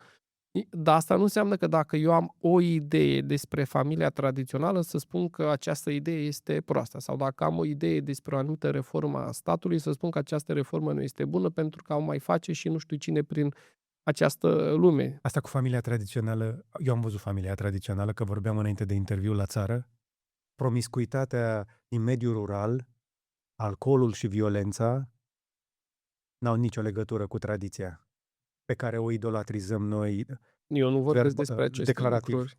Nu vorbesc. Și nu o să o asanăm noi cu niște declarații politice. Așa este. Dar acolo vorbiți despre o altă problemă. Vorbesc despre o problemă socială, despre distrugerea societății românești după 1989. Dacă a fost vreodată mai verde de atât. Nu, a fost. Eu țin minte când eram copil, am prins Revoluția, eram în... Nu vorbesc de trecut glorios. Eu vorbesc de cum funcționa societatea românească, omul în interiorul familiei. Eu nu țin minte să fi fost atâtea probleme cu alcoolul înainte de 89. Dar nu știu când, de unde să știu când a fost mai bine. Nu erau la nivelul ăsta. După 89 a avut loc... Nu le aflam noi. Păi trăiam acolo. Le vedeam. Păi noi vedeam doar ce se întâmpla în jurul nostru. Da. Alcoolul... Iar acum văd peste tot probleme cu alcoolul. Nu cred că s-a băut mai puțin înainte. Nu știu, dar cred că problemele, să spunem, psihosociale care au apărut pe 89, șocurile care s-au tot dat, așa? Au produs consecințe. Unii n-au făcut față. Aflăm mai mult despre ele. Eu cred că ne este mai bine ca niciodată, doar că ni s-au răcut bine. Deci spuneți că nu e atât de rău acum. În realitate, nu. N-ați răspuns, putea să ne fie mult mai bine. Da, cu siguranță. Da. Păi trebuia să ne fie mult mai bine. Dar nu cred că ne este chiar atât de rău pe când ne plângem toată ziua.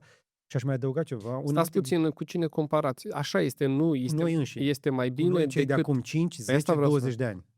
Nu este 30. Bine, este o scară total diferită al civilizației. Trebuie să vedem unde eram noi acum 40 de ani.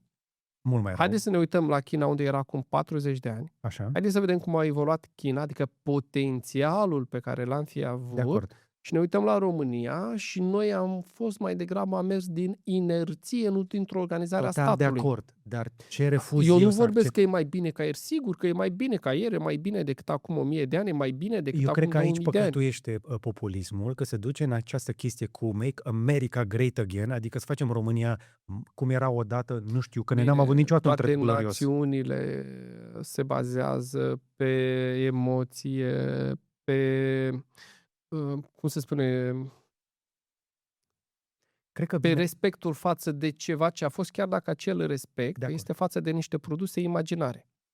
Noi așa nu ne este. putem crea națiunea înjurându-ne strămoșii, că nu face niciun stat. Trebuie să ai încrederea că într-o anumită perioadă în trecutul tău a fost ceva extraordinar și ajută pentru Nu, formarea... aici vă contrazic. Cred că ne trebuie o doză serioasă de realism și să înțelegem că noi ne-am modernizat europenizându-ne Da, dar eu sunt de acord cu afirmația dumneavoastră. și aici Ba, tocmai aș putea să spun că procesul de europenizare n-a început acum, a început cam pe la 1829, odată corect. cu Revoluția lui Tudor Vladimirescu, Apoi și a copașul. fost Știi?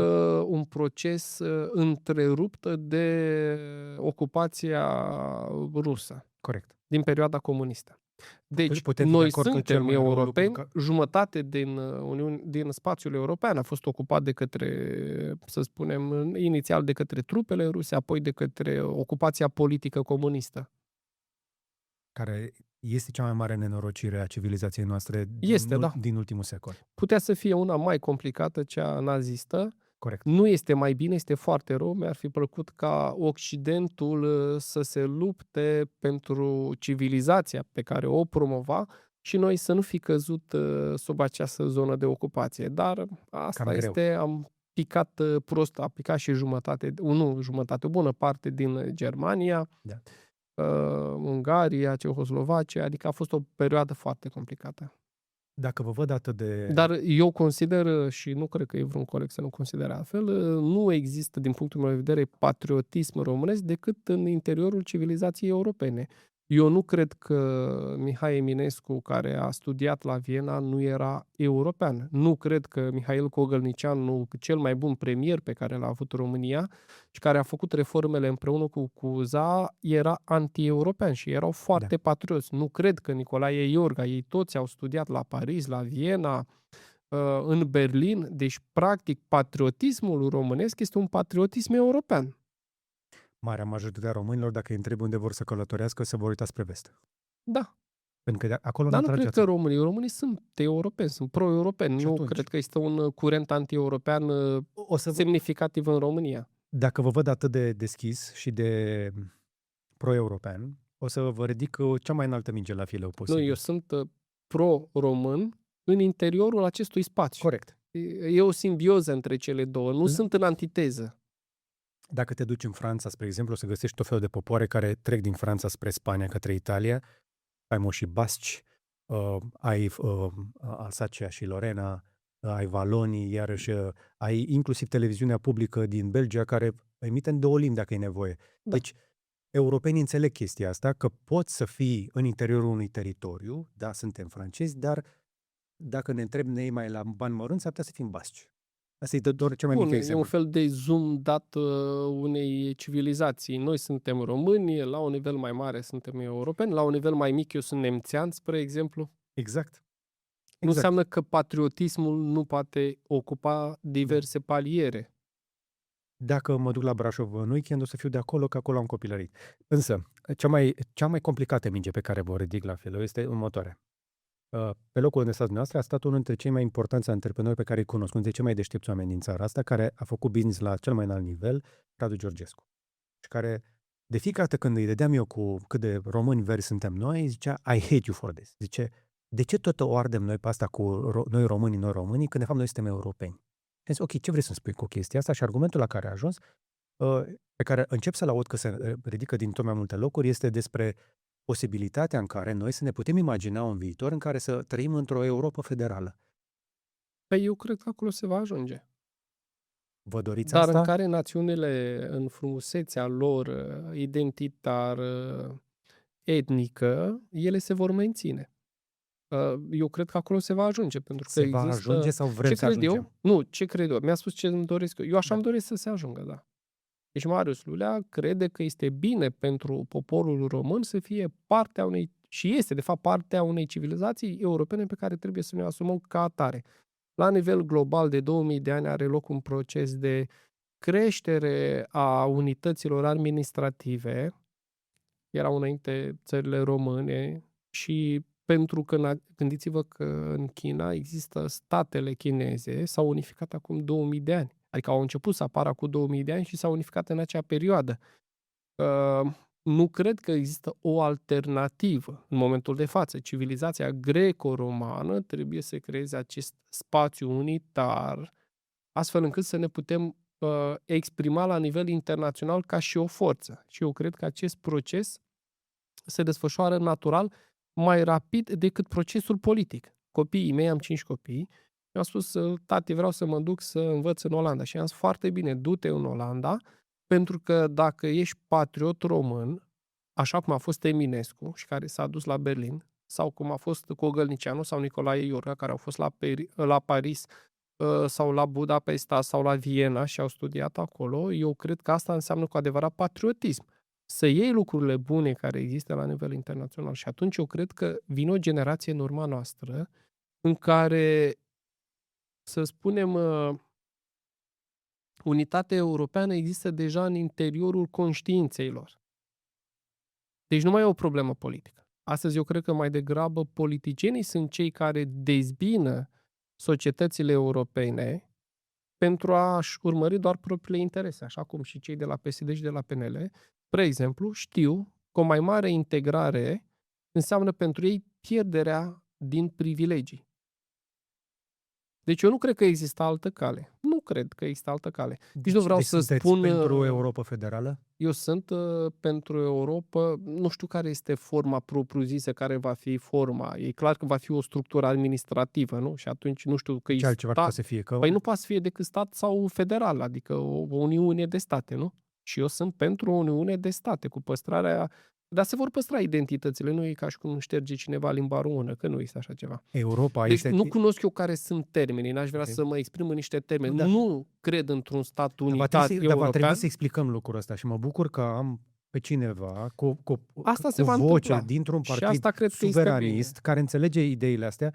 Pentru că nu mă dea afară pentru declarațiile acestea, deși nu le-am auzit de la altcineva din partidul ăsta. Eu sunt convins că în interiorul partidului există exact aceleași idei, adică nu e ca și cum ar trebui să punem societatea europeană în opoziție cu societatea românească. Ele sunt împreună, noi suntem parte. Nu cred că există teritoriu pe planeta asta unde să fie atât de multe popoare la un loc, cum este în Europa. Așa este, dar și care nu se măceleresc între ele toată ziua. Așa este. Aici vă dau dreptate, au fost 2000 de ani, am putea să-i spunem 2000 de ani de război civil, căci practic la nivel de gândire, când se uită cineva din China sau din India spre Europa, ei ne văd pe toți ca fiind europeni. Da. Doar noi credem, dând acest zoom local, că fiecare are niște particularități cu totul deosebite. Dacă când privești caracteristicile culturale la nivel mondial, noi suntem la fel, pentru că toți provenim, repet, din civilizația greco-romană. A fost întâi civilizația greacă, preluată de civilizația romană și întinsă apoi în tot spațiul, inclusiv în Federația Rusă până dincolo de Ural. Adică gândirea greco-romană se întinde și dincolo de fostul Imperiul Otoman, care o bună parte din gândire era greacă. Imperiul Roman a fost prăbușit de greci, de creștinism. Bun, așa se întâmplă în istorie. Te ridici, crești, apoi apar probleme, statele în general se prăbușesc din interior ca urmare a creșterii birocrației, corupției, au astfel de procese. Noi am văzut în ultimii 300 de ani crescând multe imperii și fiecare a dăinuit între 50 și 100 de ani. Începem cu Portugalia, Spania, ultima, Marea Britanie, Olanda, ultima în listă a fost Germania, n-a apucat foarte mult. Am văzut o tentație acestor partide populiste din Europa, mai sunt câteva care încă mai țin cu dinții de chestia asta, nu știu câtă vreme vor mai rezista, să creeze această punte către mișcarea MAGA din Statele Unite. Pe noastră nu v-am auzit până acum să fiți mare fan Donald Trump. Astăzi mi-ați spus destul de clar că nu sunteți. Ce viitor vedeți totuși pentru populism în condițiile astea? Pentru că tocmai dacă vă ascultă, nu, acei 10-20% din electorat care se consideră daci liberi, probabil, și cred ei că trebuie neapărat noi împotriva tuturor, s-ar putea să vă repudieze. Nu cred că sunt atâția. Nu sunt? Din ce văd eu sunt mai puțini. Mai mult decât atât am văzut că pe măsură ce eu mă exprim liber și am un punct de vedere propriu, am văzut foarte mulți dintre cei care sunt în Partidul Aur și care mă simpatizează pe pagina mea de Facebook, că și-au schimbat și ei opinia. În momentul în care au văzut un vector care transmite un mesaj patriotic, să spunem, ușor diferit, am crezut că foarte mulți vor abandona, dar am văzut că de fapt foarte mulți gândeau la fel, dar nu știau dacă este cazul să se exprime. Adică eu cred că curentul de care ați vorbit dumneavoastră este unul minoritar, nu este unul majoritar în România. Eu nu cred că cei care lucrează în corporații nu sunt patrioți. Eu cred că sunt patrioți români și iubesc țara. Da. Cred că la mine în birou majoritatea sunt, fiind ingineri și arhitecți, nu știu câți dintre ei au votat Partidul Aur la un moment dat. Adică mai degrabă, să spunem, poate ar fi avut o teamă, chiar dacă mă cunosc pe mine, legat de Partidul Aur, ca urmare a discursului din spațiul public. Dar ei sunt patrioți, își fac foarte bine nu au treaba. văzut cadrele alea, nu au văzut vocile alea credibile. Da, așa este. Dar Așa. în 4-5 ani nici nu ai timp să le scoți în față. Deci ca să transmiți un mesaj și în marketing se spune că trebuie să repeți sau să aduci în spațiul public un mesaj între 7 și 10 ani. Dumneavoastră puteți să... Ați făcut căruța și ați dat drumul pe stradă fără cai? Sau cu Nu noi, ne-au împins românii. Nu noi, pur și simplu ne-au împins românii. N-am făcut noi lucruri extraordinare să urcăm în sondaje, real vorbind. Doar ne-am ținut de cuvânt, să nu facem lucruri pe care nu le-am spus. Nu facem alianță, n-am făcut alianță. Am spus să votăm o lege, am votat o lege.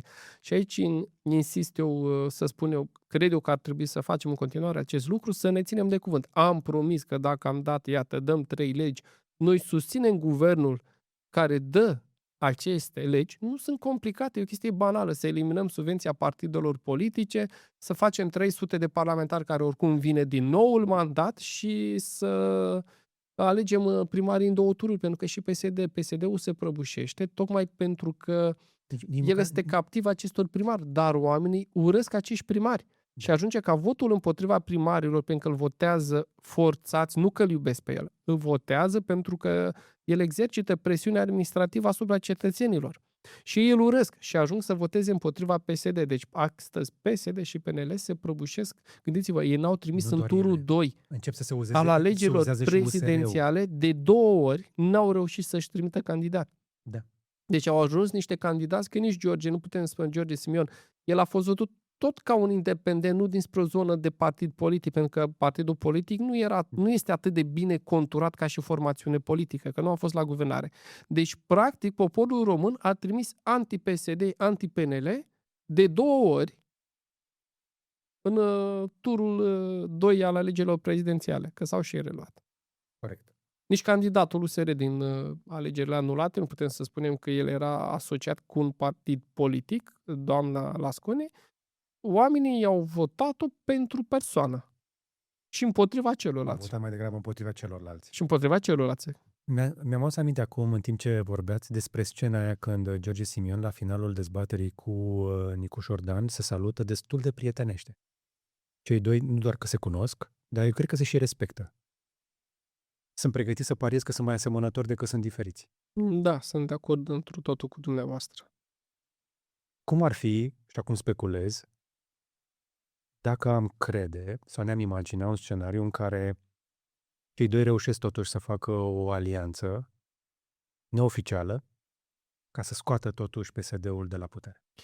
Bun, eu repet încă o dată, nu vreau să mă axez pe un partid politic să spun că toți oamenii din PSD sunt așa sau că sunt mai slabi decât cei din modul de a PNL. face politică al PSD-ului trebuie să dispară. Corect. Modul în care s-a făcut politică în România, în general, trebuie să dispară. Repet, cunosc oameni din PSD și nu vreau să fac această afirmație generală. Corect. Există un curent cultural în PSD care este nociv pentru țară, dar există un curent cultural în PNL care la fel este nociv pentru țară. Eu cred că nu mai putem să continuăm în această formă și că niște reforme sunt necesare. De ce? Se dau legi. Nu sunt explicate Partidului Aur. Noi credem tot felul de lucruri, ca și poporul român, că sunt lucruri ascunse. Ce te costă ca și mediator, dacă ești președinte, să pui la masă toate partidele politice haideți împreună să vedem care sunt acele legi bune, care nu ne afectează nici pe noi, nici pe noi, nici pe noi, dar care ar aduce ceva bine pentru țară. Din interior vă spun că nici nu se pune problema de așa ceva. Nu pentru că AUR nu ar participa la o discuție rațională pe reformele statului român, ci pentru că ceilalți nu își doresc să facă aceste reforme. Adică, haideți să dăm o lege luna asta, una singură din acelea 3 pe care le-a spus președintele AUR, George Simion.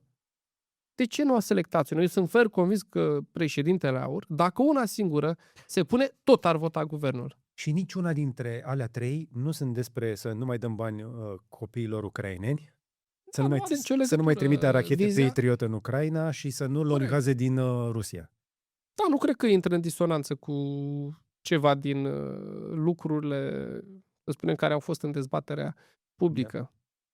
Și atunci, cam așa văd eu lucrurile, că președintele, ca spune dumneavoastră, de cei doi ar trebui să aibă rolul de mediator. Nu îl are, cred că el este capturat, așa cum este și Sorin Grindeanu, de alte grupări care l-au pus sau l-au ajutat să fie președinte. Ok.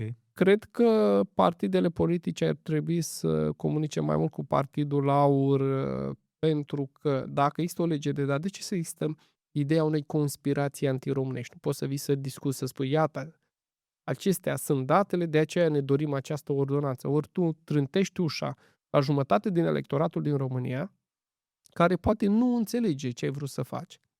În loc să vii să explici și să capeți încă un vector de transmitere a unor mesaje, care să nu fie Pentru că anti. este cel mai ușor să le arăți oamenilor șopeii. Fluieratul ăsta, lucru pe care și partidul dumneavoastră l-a făcut în alegeri. Așa este, da. La un moment dat am simțit-o și eu pe pielea mea. Într-un fel sau altul, din zona aia, veneau la fluierat, așa, pe el. Și mi-a luat-o și eu peste ochi.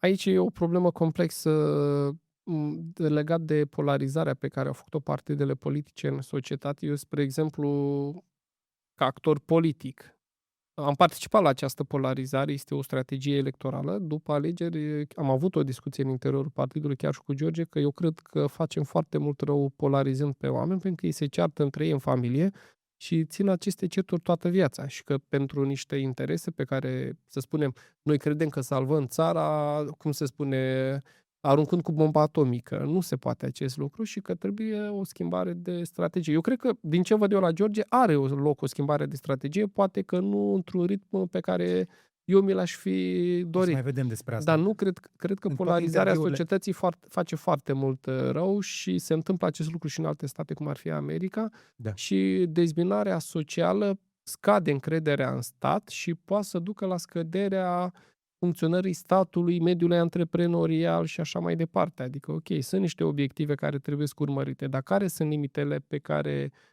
ar trebui noi să ne le impunem ca să nu facem rău țării? Hai să încheiem cu politica. Aveam o mulțime de întrebări aici, n-am apucat să trec foarte mult prin ele. Nu o să scrieți și de macro și de lucruri de felul ăsta.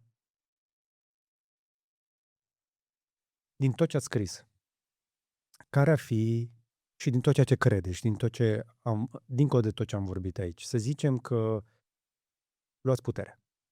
Care ar fi alea 3 chestii pe care le-ați face, în afară de declarațiile astea politice? Pentru Partidul AUR, trebuie să spunem, e facil. E ușor să stai pe margine și să zici, măcar astea 3. Și oamenii să zică, da, sunt de bun simț, sunt rezonabile. Ok, și să iei niște bile albe, că oricum nu ești la putere. Oricum nu ai puterea. Dar dacă ați ajunge efectiv la putere, care ar fi acele lucruri care credeți că ar face niște schimbări cu adevărat folositoare repede? În primul rând, fără reformă administrativă, repet, nu poți să rezolvi echilibrul macroeconomic din România. Cheltuielile statului sunt mult prea mari față de potențialul economic al oricărui stat din această lume, ținând cont de câți angajați avem în privat. Deci, reforma administrativă este absolut necesară. Fără ea, nu ai cum să rezolvi celelalte două probleme. Și celelalte două care ar fi? Prima ar fi, odată ce ai scăzut cheltuielile statului sau l-ai eficientizat, să faci o reformă în vederea scăderii taxării muncii. Poți să vii cu un impozit progresiv, cum există peste tot în lume, dar cu un impozit mai mic pentru salariile Deci mici, sunteți pentru impozit progresiv. absolut pentru impozit progresiv, dar atenție, nu în sensul creșterii impozitului actual. Noi astăzi plătim 1 leu către salariat, 1 leu către stat. Eu vorbesc că aceasta trebuie să fie limita maximă, pentru că și în China există impozit progresiv pentru salarii de 500 de euro, plătești 50 de euro impozit la stat, adică impozitele sunt mult mai mici. Trebuie să începem cu impozite mici și pe măsură ce depășim anumite praguri. Ok, Deci unde? Unde? reducerea Pentru că de taxării undeva muncii, trebuie să vină asta ar mai mulți fi a bani. doua. Pe de o parte am spus că trebuie să reducem cheltuielile statului, trebuie să eficientizăm statul. Banii mai mulți vin prin faptul că rămân mai mulți bani pentru consum, rămân mai mulți bani pentru investiții, crește viteza de circulație a capitalului în economie. Asta înseamnă o economie funcțională. Sunt lucruri destul de simple. Și a treia măsură, tot legat de bani, adică de unde vin banii, a spus, ce am spus mai devreme, trebuie finanțări foarte ieftine cu dobânzi de 1-2% pe domeniile strategice, astfel încât să creștem producția din România, mai ales pe acele produse pe care le importăm și mai ales pe acele produse pe care le exportăm și unde există potențial mai mare să creștem cantitatea produselor exportate. Deci, practic, toate aceste lucruri luate împreună și ele, dacă se implementează în 4-5 ani, problemele structurale macro se pot soluționa. Nu sunt soluții pe care le spun eu acum, sunt soluții care se regăsesc în toate cărțile și studiile de economie. Repet, s-au făcut în Coreea, care iată unde este Coreea de Sud astăzi, Da. s-au făcut în Japonia, care și în Japonia există corporații care, de fapt, corporațiile respective, deși ele sunt private și listate la bursă, reprezintă instrumente de acțiune ale statului japonez, corean și noi trebuie să avem instrumente private de lucru. Ultima pe care vă mai dau, că deja ne-am lungit destul de tare. Eu sper că mai sunt oameni care încă se mai uită. Nu? 2 ore jumate? 2 ore jumate. Nici Nu e rău. știu când trece Am aruncat o idee după care am descoperit că nu e nouă. Evident, nu există idei noi pe lumea asta, dar probabil că sunteți Am stabilit împreună asta. Am stabilit că nu există idei noi, exact. Dar totuși, ceva bun din America este acel concept de 401k. Practic, oamenii pot să-și pună niște bani într-un fond de investiții în care nu pot umbla decât până atunci când ajunge la pensie. Și mă gândeam cum facem noi cu tinerii din ziua de astăzi, de care toată lumea se plânge, că și noi să-mi zicea, ce facem cu tinerii? Cum ar fi să îi facem pe oamenii tineri, și o să mai arunc ideea asta și la alții, oameni cu un pic de putere de decizie care vor ajunge aici. Mi-aș dori foarte mult să ne imaginăm un mecanism prin care, în loc să le spunem la nesfârșit că trebuie să ducă la muncă, să plătească taxe și impozite și să facă credite, să învățăm să investească. Da. Și propun următorul scenariu și sunt curios care este limita maximă unde credeți că ar trebui să se ducă. Pentru fiecare 100 de lei pe care îi pune într-un fond de investiții, pe BVB, pe ce vor ei, dar să-i pună pe ceva pe termen mediu și lung, pe un minimum de 5 ani, cam cât credeți că ar trebui să ofere statul, spre exemplu, și până la ce prag, astfel încât să încurajeze oamenii ăștia să vadă efectul dobânzii compuse pe 5, 10, 20 de ani, ca apoi, atunci când vor să se retragă din munca activă, să aibă banii lor care produc pentru ei, în loc să aștepte cu mâna întinsă o pensie plătită din taxele alea încasate azi, că banii lor nu au fost investiți în tinerețea lor, așa cum ne spun acum seniorii noștri, de mila cărora toate partidele plâng frumos pe la televizor și spun trebuie să facem dreptate pentru bătrânii și pensionarii noștri. Ok, din ce bani?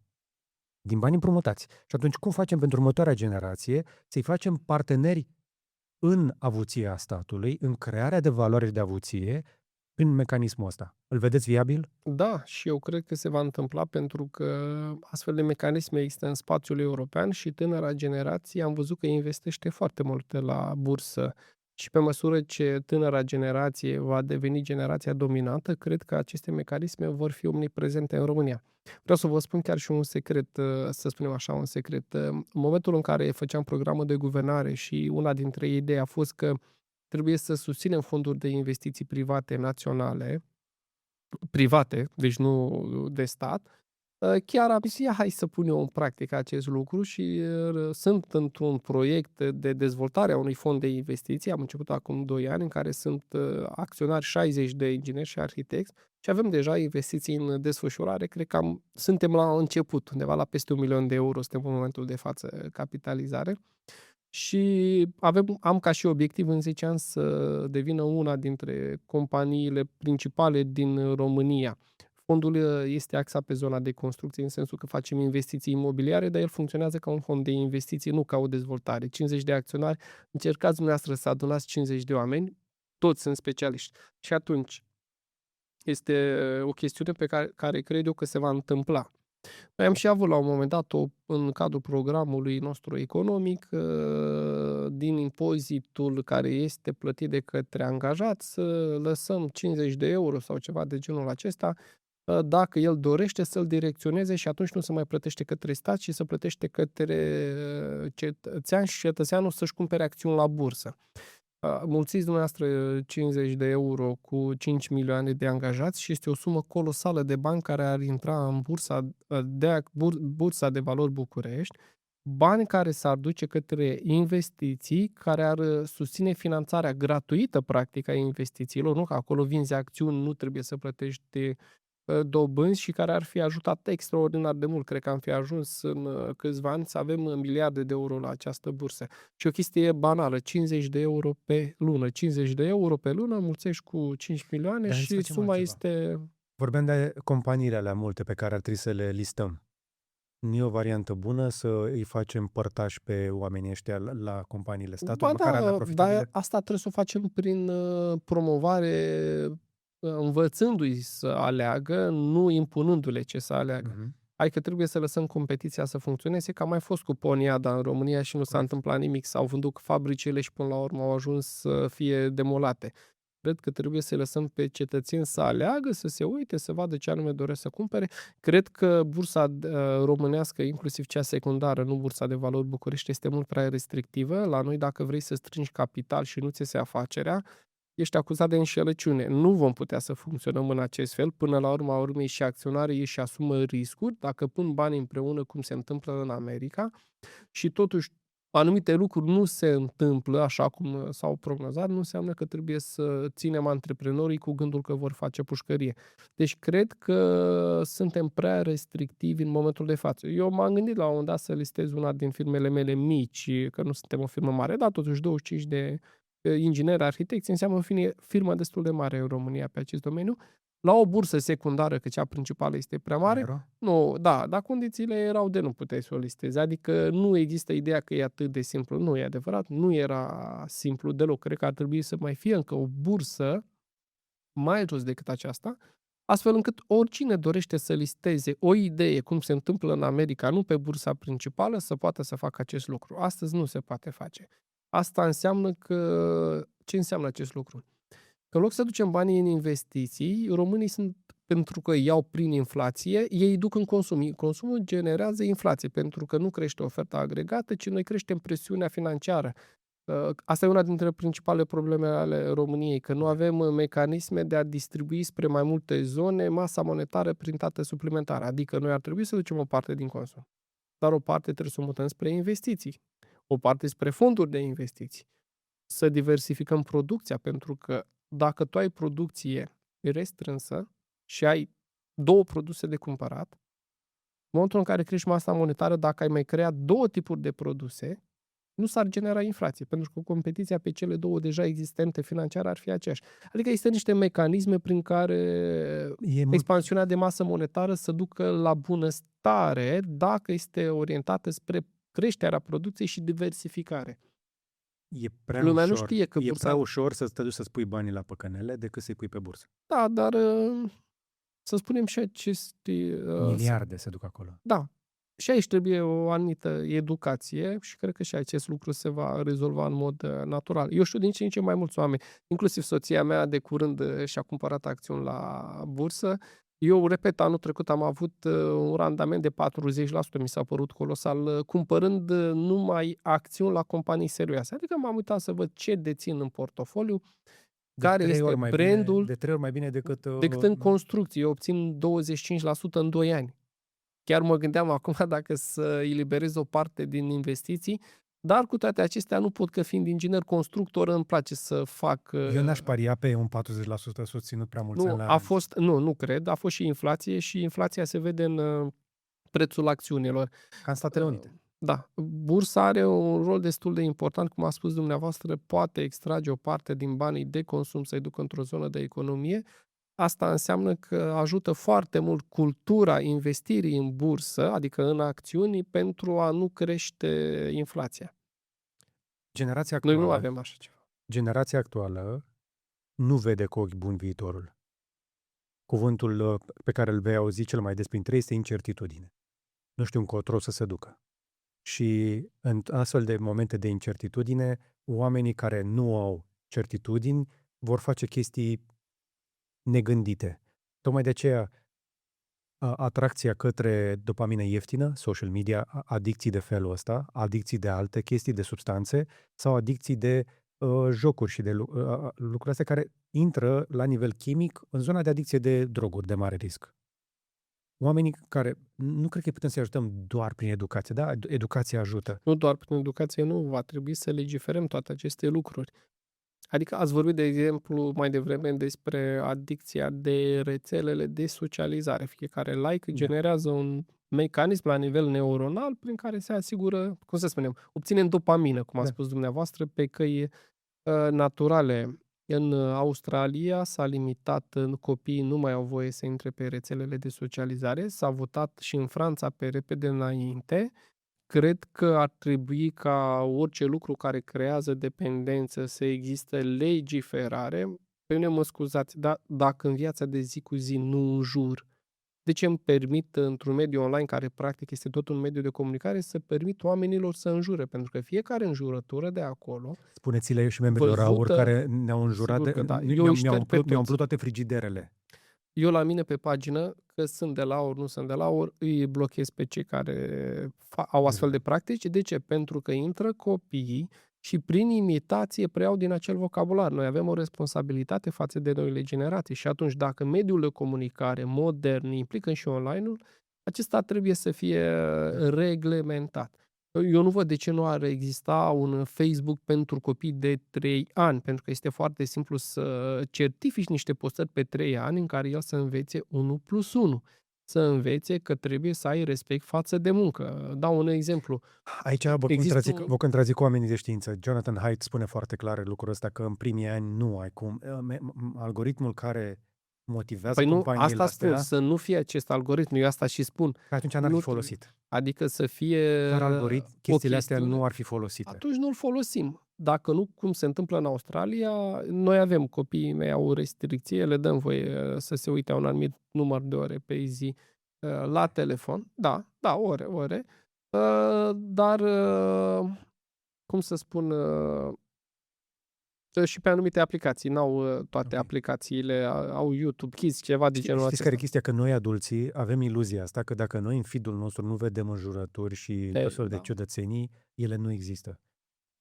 Mi-a arătat, eu ca să vă dau un secret, dintr-un singur filmuleț trimis de la cineva, îți trimite cineva prin mesaj, uite bă ce chestii ciudate am găsit. Imaginați-vă cea mai ciudată chestie pe care o poți vedea pe social media și începi și scrollezi din ea. Știu. Și te duci pe o gaură neagră. Știu.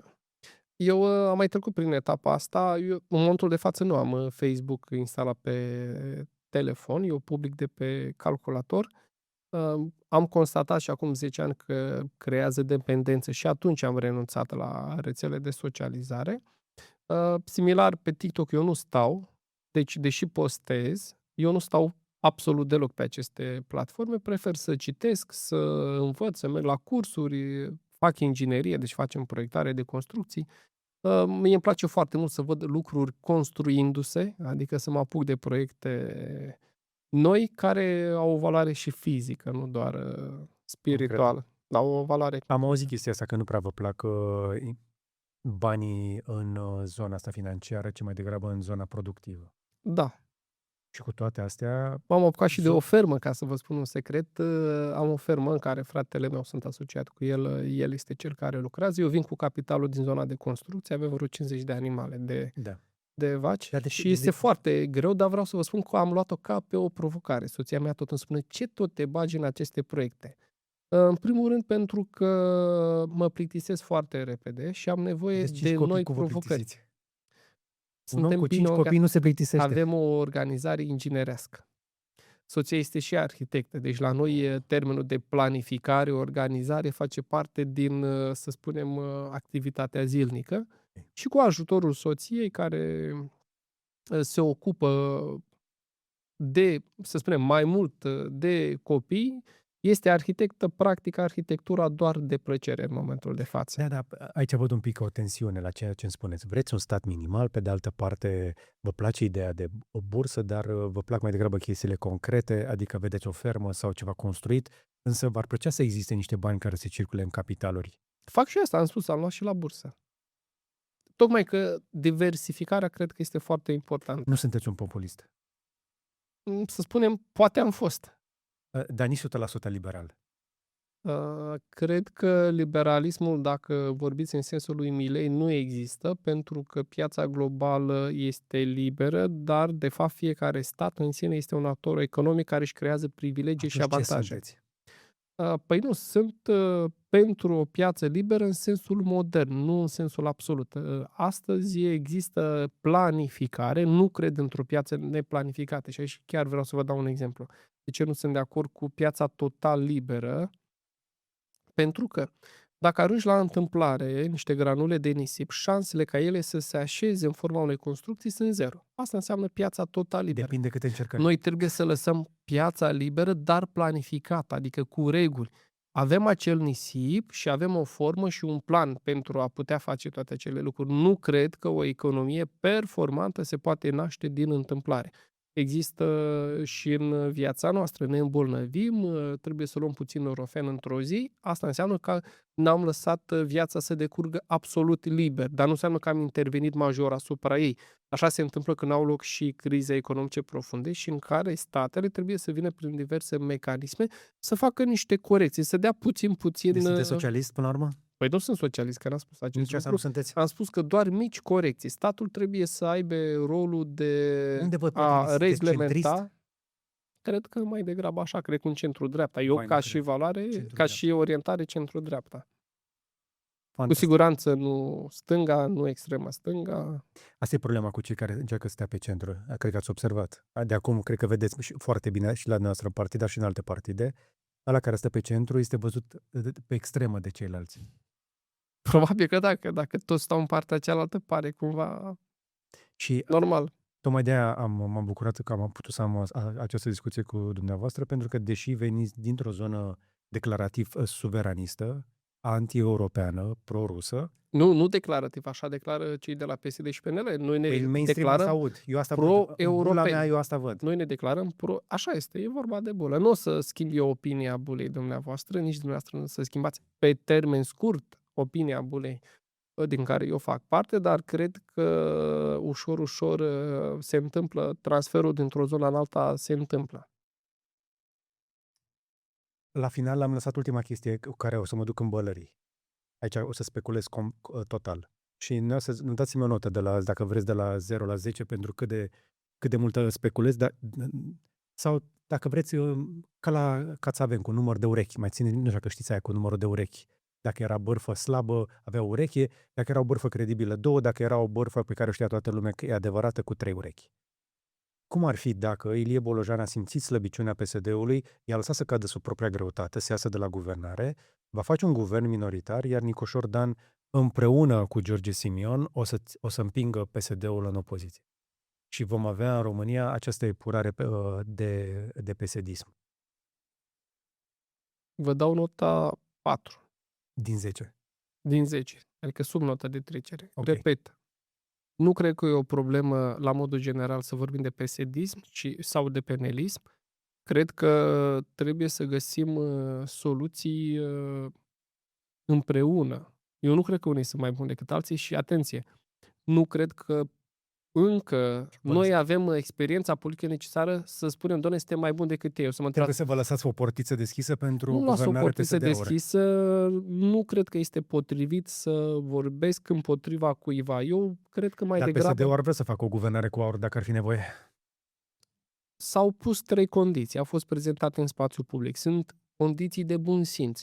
Să vină și cei de la PNL, și cei de la PSD, și cei de la USR să zică vrem voturile fraierilor de la AUR, că ei nu vor funcții, și în aceste condiții facem și ceea ce au cerut ei pentru români. Sunt Da. 3 Și o să condiții. vină PSD-ul, nu, mai cereți una, vă dăm noi 4. Să începem de Să undeva. facem o licitație. Să începem de undeva. Tocmai de aceea spun eu, sunt ferm convins că Partidul Aur, și dacă o singură condiție un partid spune că o va îndeplini pe termen scurt, ne oferă speranța că la fiecare eveniment sau când apare o oportunitate vom putea să mai introducem încă o nouă prevedere. Și atunci crește și încrederea românilor în sistemul politic, că iată, se pot întâmpla lucruri. Și Aur adună niște puncte în opoziție, fără să fie la putere, și la următoarele Știți alegeri. cum este echilibrul de putere, echilibrul ideilor. Dacă cetățenii Eu ies i-aș spune bine, jocul politic. știți ce se întâmplă? Fără Aur, lucrurile ar fi fost cu mult mai complicate în momentul de față, adică ar fi fost înțelegeri totale peste capul românilor. Așa că eu cred că există un echilibru și din opoziție. Limitezi prin discursul public, având în spate nemulțumirea românilor, abuzurile care se comit. Cred că, tocmai de aceea și spun că nu trebuie să sperie pe nimeni ideea de Aur la guvernare. Eu nu înțeleg acest raționament al celor Pentru care că nu conduc. vedem oamenii care ar fi în stare. Dar iată, s-au prezentat 3 idei. Haideți să vedem ideile în fața Ideile, oamenilor. de unde sunt oamenii? Unde aveți rezerva de cadre? Specialiștii? Nu are nimeni, v-am spus, de aceea trebuie Deci reforma atunci ce administrativă. facem?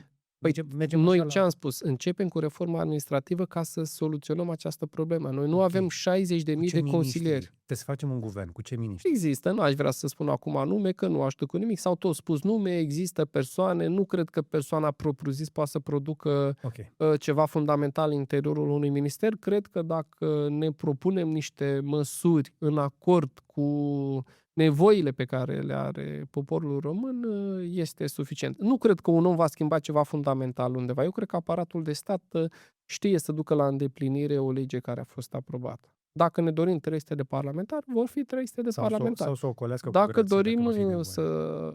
Păi nu, dacă e legea dată, nu vor avea cum. Dacă există Uitați-vă o la reformă, magistrați care reușesc. Au dat acum niște pentru că privilegii și au mai dat niște există un bani. dezechilibru între puterile din statul român, toate sunt subordonate politicului. Adică astăzi cei mai puternici oameni din România sunt președinții din partidelor politice. Ei sunt cei care pun parlamentarii au un rol formal, Parlamentul a căpătat un rol formal, ei sunt cei care decid cine formează majoritatea, deci ei sunt cei care decid cine va fi procuror sau nu prin negocierile pe care le poartă, deci noi în momentul de față avem 10 oameni care dictează tot ceea ce se întâmplă în România fără ca cineva să poată interveni. Nu avem independență la Curtea Constituțională, la avocatul poporului, prin mecanismele sau prin procedurile care există astăzi legiferate în statul român, noi nu avem un echilibru al puterilor în stat. Avem o subordonare către președinții de partide politice. Deci dacă vrem să știm cu adevărat cum se împarte puterea, trebuie să mai mergem pe la niște congrese de partide când se votează președintele. Atât. Dacă ești paharnic bun și vrei să faci politică, trebuie să stai lângă un președinte de partid politic, să fii atent și cine e sub el, că va fi următorul, că lucrează împotriva președintelui, și în felul acesta cu siguranță vei ști ce urmează. Acum sperăm că am înțeles cu toții un pic mai bine ce urmează. Nu mi este mai clar, dar am înțeleg mai bine că multe din lucrurile pe care le auzim toată ziua nu sunt întotdeauna adevărate și sunt tot felul de șmecheri din astea de comunicare publică, de la niște oameni care se vede clar că nici măcar nu au făcut un pic de școală de comunicare publică. Adică, din gesturi, din chestiile astea, majoritatea liderilor politici care încearcă să ne conducă mint. Mâinile lor spun și fața lor spune altceva decât ce spune gura. Și suntem în punctul ăsta în care am ajuns să detestăm atât de mult modul în care se face politica la noi, încât până și o discuție cu un om din aur poate fi interesantă.